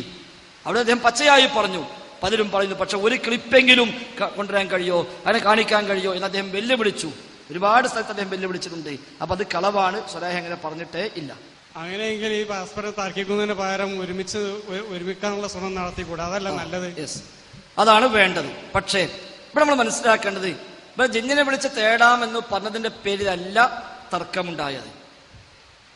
അത് പറഞ്ഞാലും പറഞ്ഞില്ലെങ്കിലും ഈ തർക്കമുണ്ടാകും. മിണ്ടിയാലും അടി, മിണ്ടിയില്ലെങ്കിലും അടി എന്ന് പറഞ്ഞിടത്താണ് കാര്യങ്ങൾ എത്തിപ്പെട്ടത്. അപ്പൊ ഇയാളെ അടിക്കണം, അതിന് എന്തേലും സംഗതി വേണം. മിണ്ടിയാൽ മിണ്ടിനടിട്ടും, മിണ്ടാഞ്ഞാൽ എന്താണ് മിണ്ടാത്ത ചോദിച്ചാൽ അതിനും അടിക്കും. അതായിരുന്നു യഥാർത്ഥത്തിൽ സംഘടനയിൽ കുറച്ചു കാലമായി നടന്നത്. ഞങ്ങൾക്കൊരു മാഷുള്ള സ്കൂളിൽ അറബിക്ക് മൂപ്പര് വന്നിട്ട് മാത്സിന് മൂപ്പര് വന്നിട്ട് പെരടിക്ക് ഭയങ്കര അടിയടിക്കും. അപ്പൊ കരഞ്ഞാൽ എന്താടാ കരയണ വെച്ചാണ്ട് മൂപ്പരടിക്കും. ചിരിക്കടാറി അങ്ങനെ ചിരിക്കോളടിക്കും. ചിരിച്ച എന്താ അടിട്ടുമ്പോ ചിരിക്കല, കരടാ പിന്നെ അടിക്കും. ഈ പണിയാണ് സംഘടനയിൽ കുറച്ചു കാലം 1-2 ആളുകൾ ചെയ്തത്. സക്കരിയ സ്വലാഹയെ എന്തായിരുന്നാലും സൈഡാക്കണം, ഒഴിവാക്കണം എന്ന് തീരുമാനിച്ച് ഇറങ്ങിപ്പുറപ്പെട്ട 2-3 ആളുകൾ. അവർക്ക് എന്തെങ്കിലും ന്യായം കിട്ടണം, ഒന്നും കിട്ടുന്നില്ല. മാത്രമല്ല, ആളുകളോട് പറയുമ്പോൾ ആളുകൾ വിശ്വസിക്കണമെങ്കിൽ വിശ്വാസരംഗത്ത് പോരായ്മ ഉണ്ട് എന്ന് പറയണം, അപ്പോഴേ ആൾക്കാരെ വിശ്വസിക്കുള്ളൂ. അങ്ങനെ അതിനെ കണ്ടെത്തിയ മാർഗമാണ് ഇയാൾ ആ ജിന്നിനോട് പ്രാർത്ഥിക്കുന്നുണ്ട് എന്ന് പ്രചരിപ്പിച്ചത്. അത് 10 കൊല്ലം ഹുസൈൻ മടബൂരിന്റെ അനുയായികൾ പ്രചരിപ്പിച്ച പ്രചാരണമായിരുന്നു. അങ്ങനെ അവര് പ്രചരിപ്പിച്ച തലയും പാലും വെട്ടിമുറിച്ച ചില ക്ലിപ്പുകൾ ക്രോഡീകരിച്ച് CD-യാക്കി KKP അബ്ദുള്ള എന്ന് പറയുന്ന ഒരു മനുഷ്യനെ കൊണ്ട് അബ്ദുറഹ്മാൻ സലഫി എന്ന് പറയുന്ന മറ്റൊരാള് ഇത് പ്രചരിപ്പിച്ചു. അങ്ങനെ KKP അബ്ദുള്ള ഈ CD-യുമായി AP-യെ കാണാൻ ചെന്നു.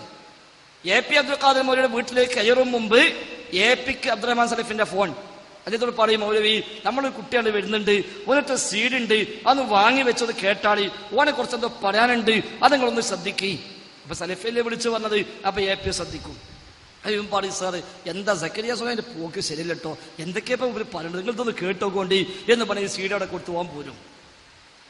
കുറച്ച് കഴിയുമ്പോ ഇവൻ പോകുന്നു ടീപ്പിനടുത്തേക്ക്.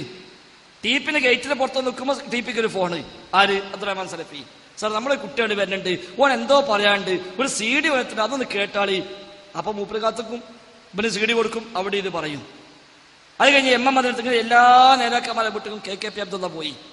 KKP അബ്ദുള്ള പറഞ്ഞു എന്നെ പറഞ്ഞ അബ്ദുറഹ്മാൻ സലഫിയാണ് എന്ന് പിന്നോം പറഞ്ഞു.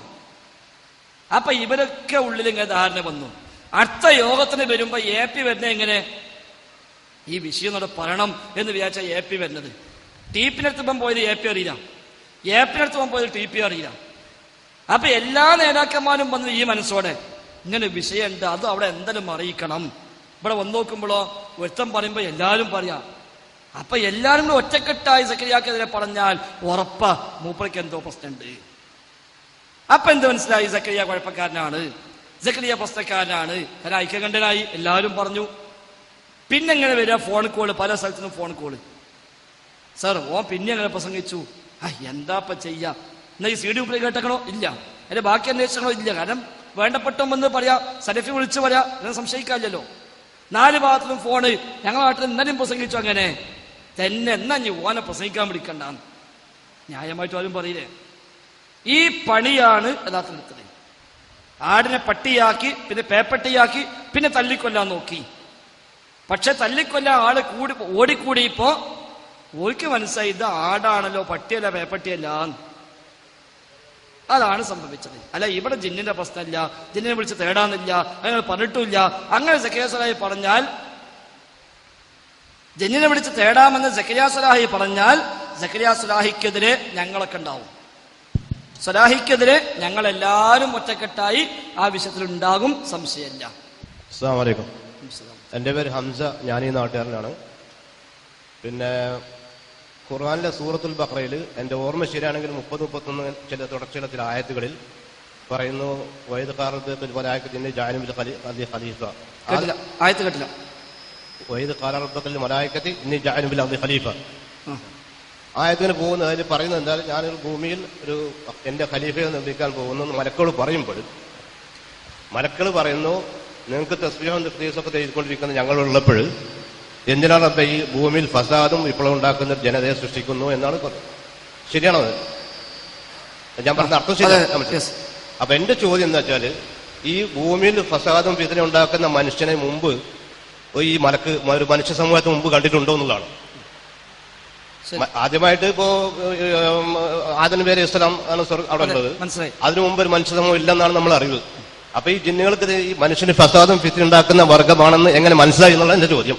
ഇത് കഴിഞ്ഞിട്ട് സമയമുണ്ടെങ്കിൽ വീണ്ടും ചോദിക്കാം. പിന്നെ വേറൊരു കാര്യം കൂടി, ക്ഷമിക്കണം, എനിക്ക് കേൾവിത്താറുണ്ട്, അതുകൊണ്ട് ഞാൻ ഉത്തരം കേൾക്കാൻ അവിടെ പോയിരിക്കാം.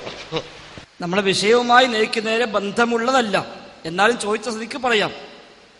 നമ്മൾ വിഷയവുമായി ബന്ധപ്പെട്ട ചോദ്യം ശേഷം കഴിഞ്ഞിട്ടുള്ള അർത്ഥം. അതായത് മലക്കുകളോട് അള്ളാഹു തആല പറഞ്ഞു മനുഷ്യനെ സൃഷ്ടിക്കാൻ പോകുന്നു. അപ്പൊ മലക്കുകൾ ചോദിച്ചു, എന്തിനാണ് ലിമ തജഅലു ഫീഹാ മൻ യുഫ്സിദു ഫീഹാ വയസ്ഫികു ദിമാ, ഫസാദ് ഉണ്ടാക്കുന്ന, രക്തം ചിന്തുന്നവരെ എന്തിനാണ് സൃഷ്ടിക്കുന്നത് എന്ന് ചോദിച്ചു. അപ്പൊ ഈ വരാൻ പോണ മനുഷ്യന് ഫസാദ് ഉണ്ടാക്കുന്ന, രക്തം ചിന്തുന്ന മലക്കുകളെ എങ്ങനെ അറിഞ്ഞു? ഇതാണ് വിഷയം. തഫ്സീറിൽ ധാരാളം ചർച്ചകൾ ആ വിഷയത്തിലുണ്ട്. അതിൽ ഒട്ടുമിക്ക മുഫസ്സിറുകളും പറഞ്ഞ ഒരു വ്യാഖ്യാനം, ഒരു പക്ഷേ മനുഷ്യർക്ക് മുമ്പ് ലോകത്ത് ജീവിച്ച മറ്റു പല സൃഷ്ടികളും ഉണ്ടായേക്കാം. ആ സൃഷ്ടികൾ രക്തച്ചൊരിച്ചിലും ഫിത്നയും ഫസാദും ഉണ്ടാക്കി അള്ളാഹു അവരെ മൊത്തം നശിപ്പിച്ചു കളഞ്ഞു. അത് മലക്കുകൾക്കറിയാം. കാരണം ജിന്നുകൾക്ക്, മനുഷ്യന്മാർക്ക് മുമ്പേ മലക്കിനെയും ജിന്നിനെയും അള്ളാഹു പഠിച്ചിട്ടുണ്ട്. അതുകൊണ്ട് ഇനി പുതിയ സൃഷ്ടിയെ സൃഷ്ടിക്കാൻ ഉദ്ദേശിക്കുന്നു എന്ന് പറയുമ്പോൾ മലക്കുകൾ സ്വാഭാവികത്തിൽ ആ അനുഭവം വെച്ച് ചോദിക്കുന്നു, എന്തിനാ അങ്ങനത്തെ ഇഞ്ഞുണ്ടാക്കണേ? ഇബാദത്തിനാണെങ്കിൽ ഞങ്ങളുണ്ടല്ലോ, ഞങ്ങൾ തന്നെ തസ്ബീഹും തഖദീസും ചെയ്യുന്നു, പിന്നെ എന്തിന് ഇങ്ങനത്തെ പടപ്പള പടക്കണം? അപ്പൊ അല്ലെന്ത് പറഞ്ഞു, ഇനി അയലമു മാലാ തഅലമൂൻ, നിങ്ങൾക്ക് അറിയാത്തത് എനിക്കറിയാം. അതാണ് മുഫസ്സിറുകൾ പറഞ്ഞ ഒരു വ്യാഖ്യാനം. അല്ലാഹു അഅലം. പിന്നെ ഇതുമായി ഇന്നത്തെ ചർച്ചയുമായിട്ട് ബന്ധപ്പെട്ട് ചോദിക്കണം, അതല്ലാന്ന് പറഞ്ഞുകൊണ്ടാണ്. ഈ മരണം, ഒരു മനുഷ്യൻ മരിച്ചു പോയാൽ അതിന്റെ 3 കാര്യങ്ങൾ ഈ ദുനിയാവിൽ വിട്ടേച്ച് പോകുമെന്ന് പറയുന്നു. അതിൽ മൂന്നാമത്തത് സാലിഹ സന്താനങ്ങൾ. ഈ സാലിഹ സന്താനങ്ങളല്ലാത്തവർ പ്രാർത്ഥിക്കുകയോ മറ്റു കർമ്മങ്ങൾ ചെയ്യുകയോ സലാത്തോ ദിക്റോ എന്ത് ചെയ്താലും ഈ ആത്മാവിന് വല്ലതും കിട്ടുമെന്നുള്ളതാണ് ചോദ്യം. മരിച്ച മനുഷ്യന് വേണ്ടി ഉള്ള പ്രാർത്ഥനകൾ അത് ആര് നിർവഹിച്ചാലും അള്ളാഹു സ്വീകരിക്കുകയാണെങ്കിൽ അവർക്ക് അതിന്റെ ഗുണം ലഭിക്കും. പിന്നെ സ്വാലിഹായ മക്കളെ പ്രത്യേകം എടുത്തു പറയാൻ കാരണം,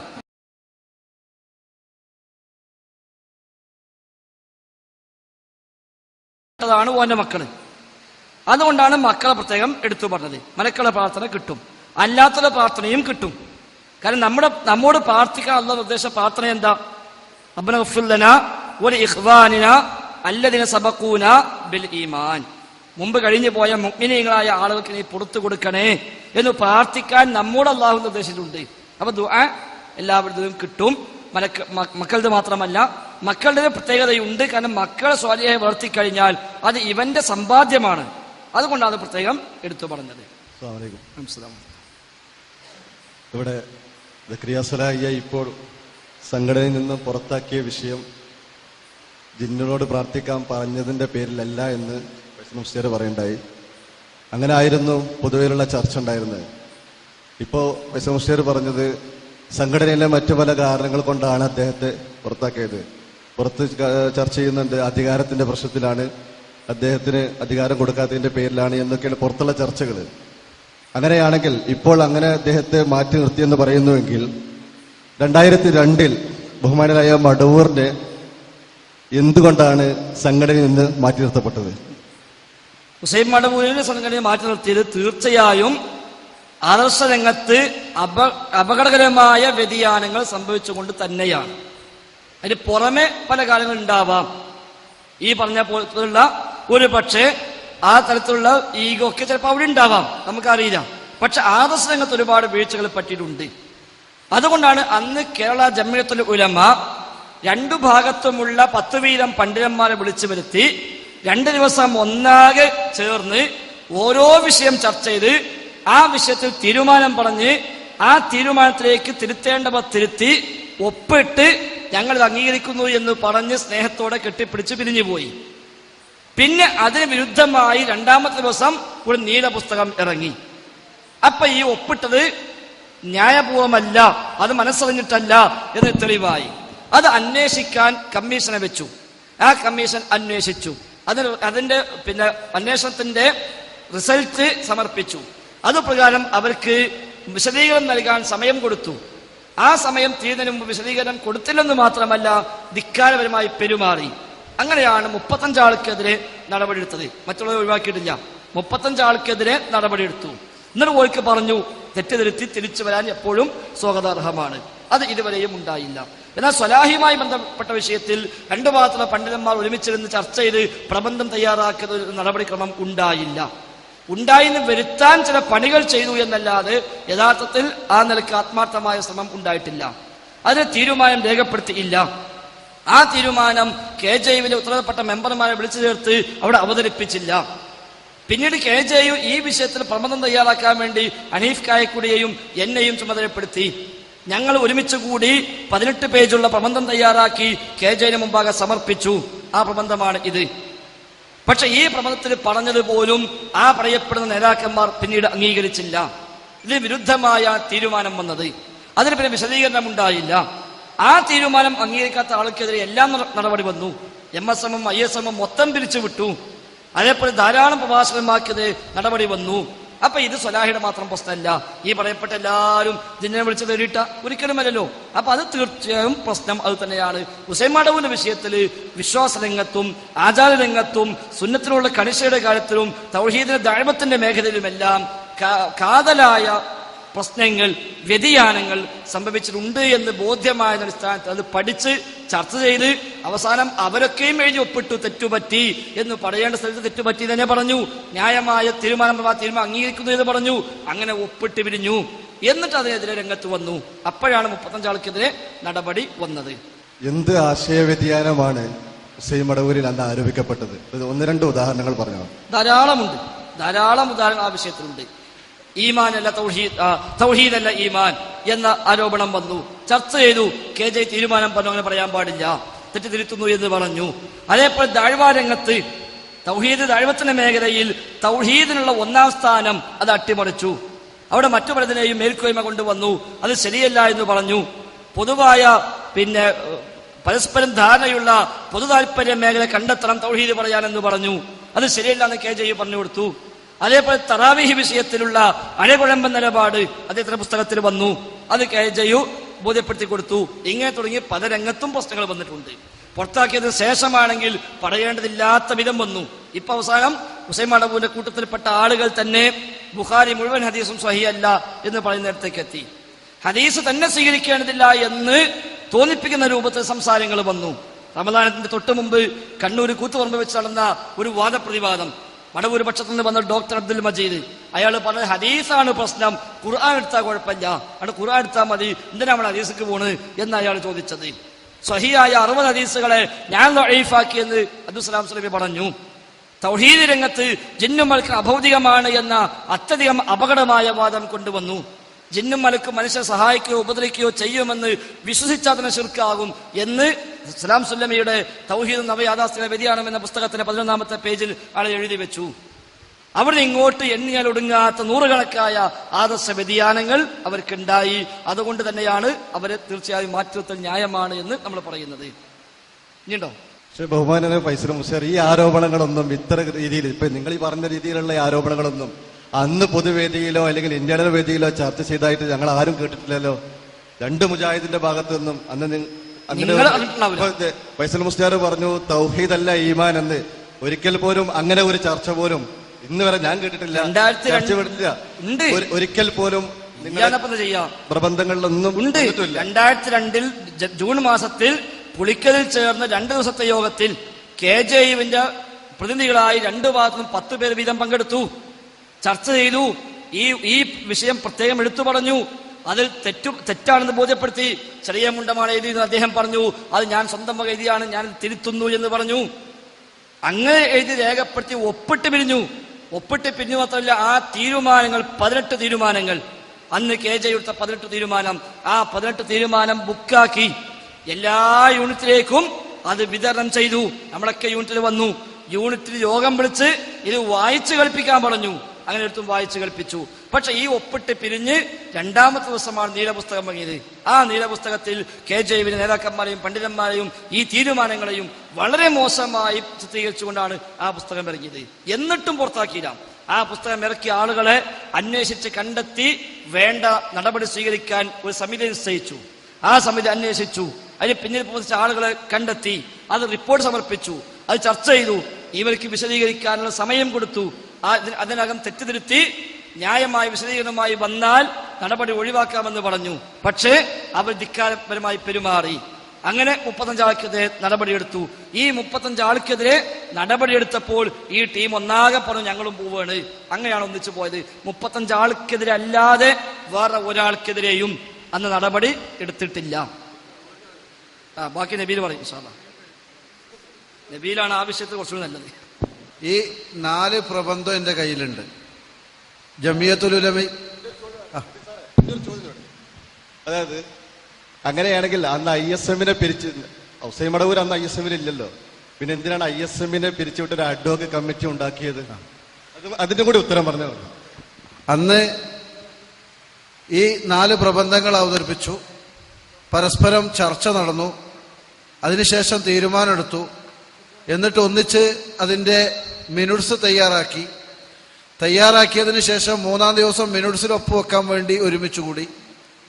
അതിനുശേഷമാണ് ഇവിടെ പറയപ്പെട്ട ക്ഷുദ്രകൃതി പ്രത്യക്ഷപ്പെടുന്നത്. അത് വിതരണം ചെയ്തത് ISM-ന്റെ സംസ്ഥാന കൗൺസിലിൽ വെച്ചിട്ടാണ്, മർക്കസുദ്ദാവയിലാണ്. എനിക്ക് ആ പുസ്തകം തന്നത് ISM-ന്റെ ബന്ധപ്പെട്ട ഒരാളാണ്. ആ നിലക്ക് അതിനെക്കുറിച്ച് അന്വേഷണ കമ്മീഷനെ നിയോഗിച്ചു. കൃത്യമായ തെളിവിന്റെ അടിസ്ഥാനത്തിൽ ഇന്ന രൂപത്തിലാണ് കാര്യങ്ങൾ നടന്നത് എന്ന് ബോധ്യപ്പെട്ടപ്പോൾ ഇന്നത് നിങ്ങൾ ചെയ്തത് ശരിയല്ല, എന്തെങ്കിലും നിങ്ങൾക്ക് ബോധിപ്പിക്കാനുണ്ടോ എന്ന് അവരോട് ആവശ്യപ്പെട്ടു. അതിൽ അവർ പറഞ്ഞത് എന്താണ്?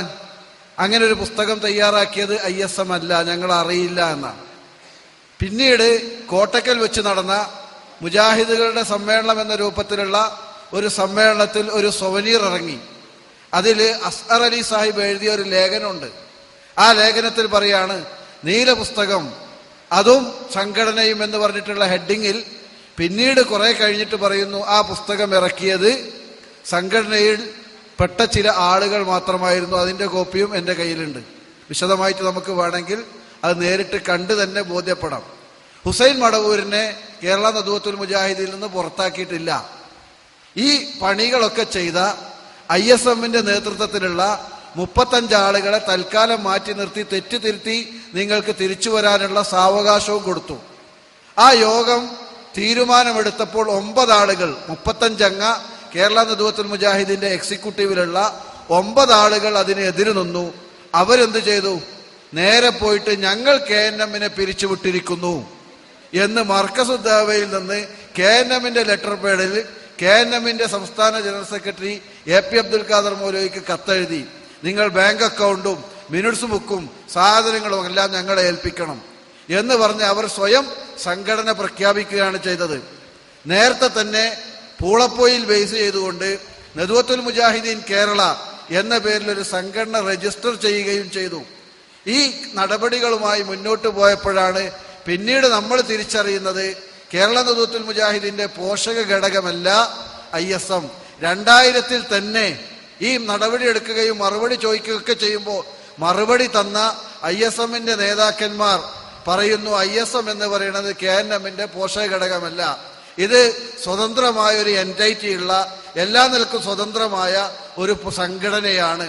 2 സംഘടനകളും ഒരേ ലക്ഷ്യത്തിന് വേണ്ടി പ്രവർത്തിക്കുന്നതാണെങ്കിലും രണ്ടും 2 സംഘടനയാണ് എന്ന് പറഞ്ഞുകൊണ്ട് ISM-നെ നേരത്തെ തന്നെ സ്വതന്ത്രമായി രജിസ്റ്റർ ചെയ്തു എന്നുള്ള വിവരവും 2002-ലാണ് പുറത്തു വരുന്നത്.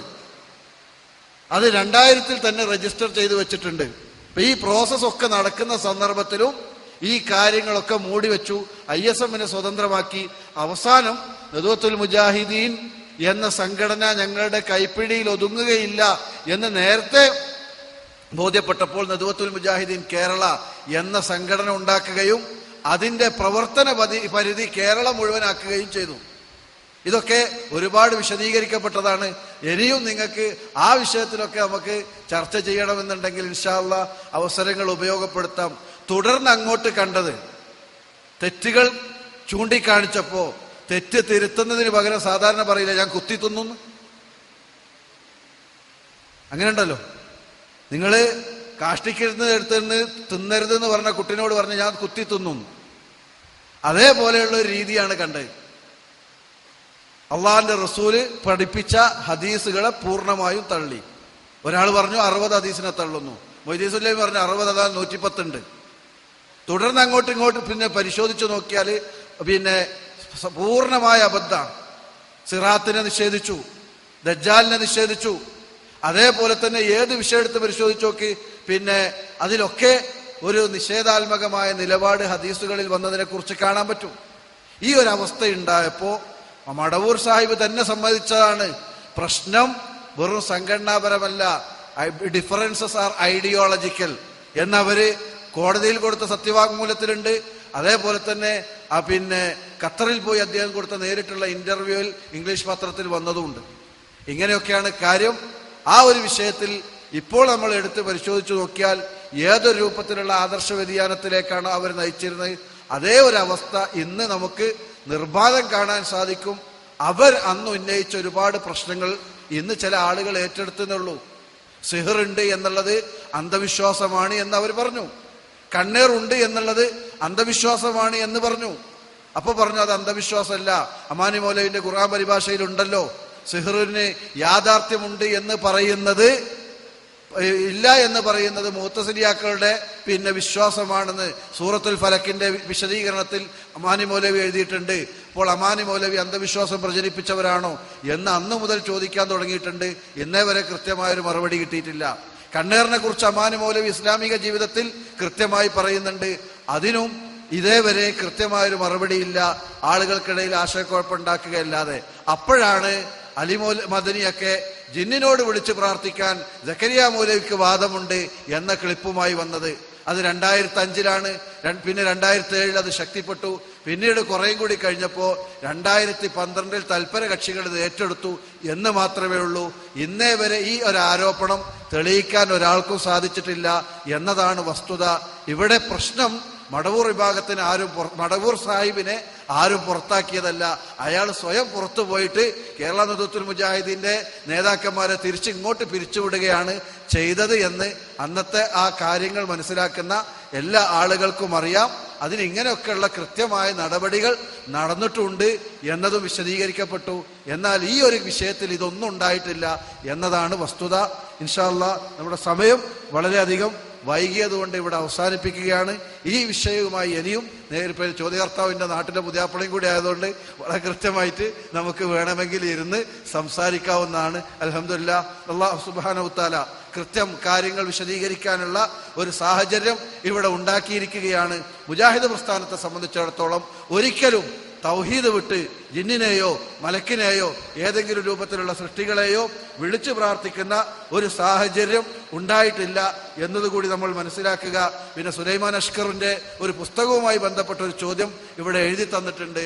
ഡോക്ടർ സുലൈമാൻ അഷ്കർ എന്ന് പറയുന്ന ആൾ എഴുതിയ പുസ്തകം അവസാനത്തെ 3 ജുസുകളുടെ അർത്ഥം വരുന്ന സൂറത്തുകളുടെ അർത്ഥവും വിശദീകരിക്കുന്ന അൽ അഷറുൽ അവാഹിർ എന്ന് പറയുന്ന പുസ്തകം സക്കരിയ മൗലവിയോ അദ്ദേഹത്തിന്റെ ആളുകളോ ഒന്നല്ല ട്രാൻസ്ലേറ്റ് ചെയ്തത്. ചുരുങ്ങിയ നിലക്ക് മനസ്സിലാക്കേണ്ടത് പിന്നെ സൗദിയിലെ മടവൂർ വിഭാഗത്തിന്റെ ദായിയായ KM ഫൈസി തരിയോട് എന്ന് പറയുന്ന ആളാണ് അത് ട്രാൻസ്ലേറ്റ് ചെയ്തിട്ടുള്ളത്. അതൊരിക്കലും സക്കരിയ മൗലവിയോ ബന്ധപ്പെട്ട ആളല്ല.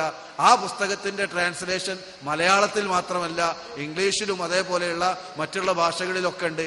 അത് പിന്നെ ട്രാൻസ്ലേറ്റ് ചെയ്തിട്ടുള്ളത് KM ഫൈസി തരിയോട് എന്ന് പറയുന്ന മനുഷ്യനാണ്. അല്ലാഹു സുബ്ഹാനഹു തആല ഈ ഒരു പ്രോഗ്രാം ഏറ്റവും നല്ല പ്രോഗ്രാമായി സ്വീകരിക്കുമാറാകട്ടെ. വാഖിറു ദഅവാനാ അൽഹംദുലില്ലാഹി റബ്ബിൽ ആലമീൻ. അസ്സലാമു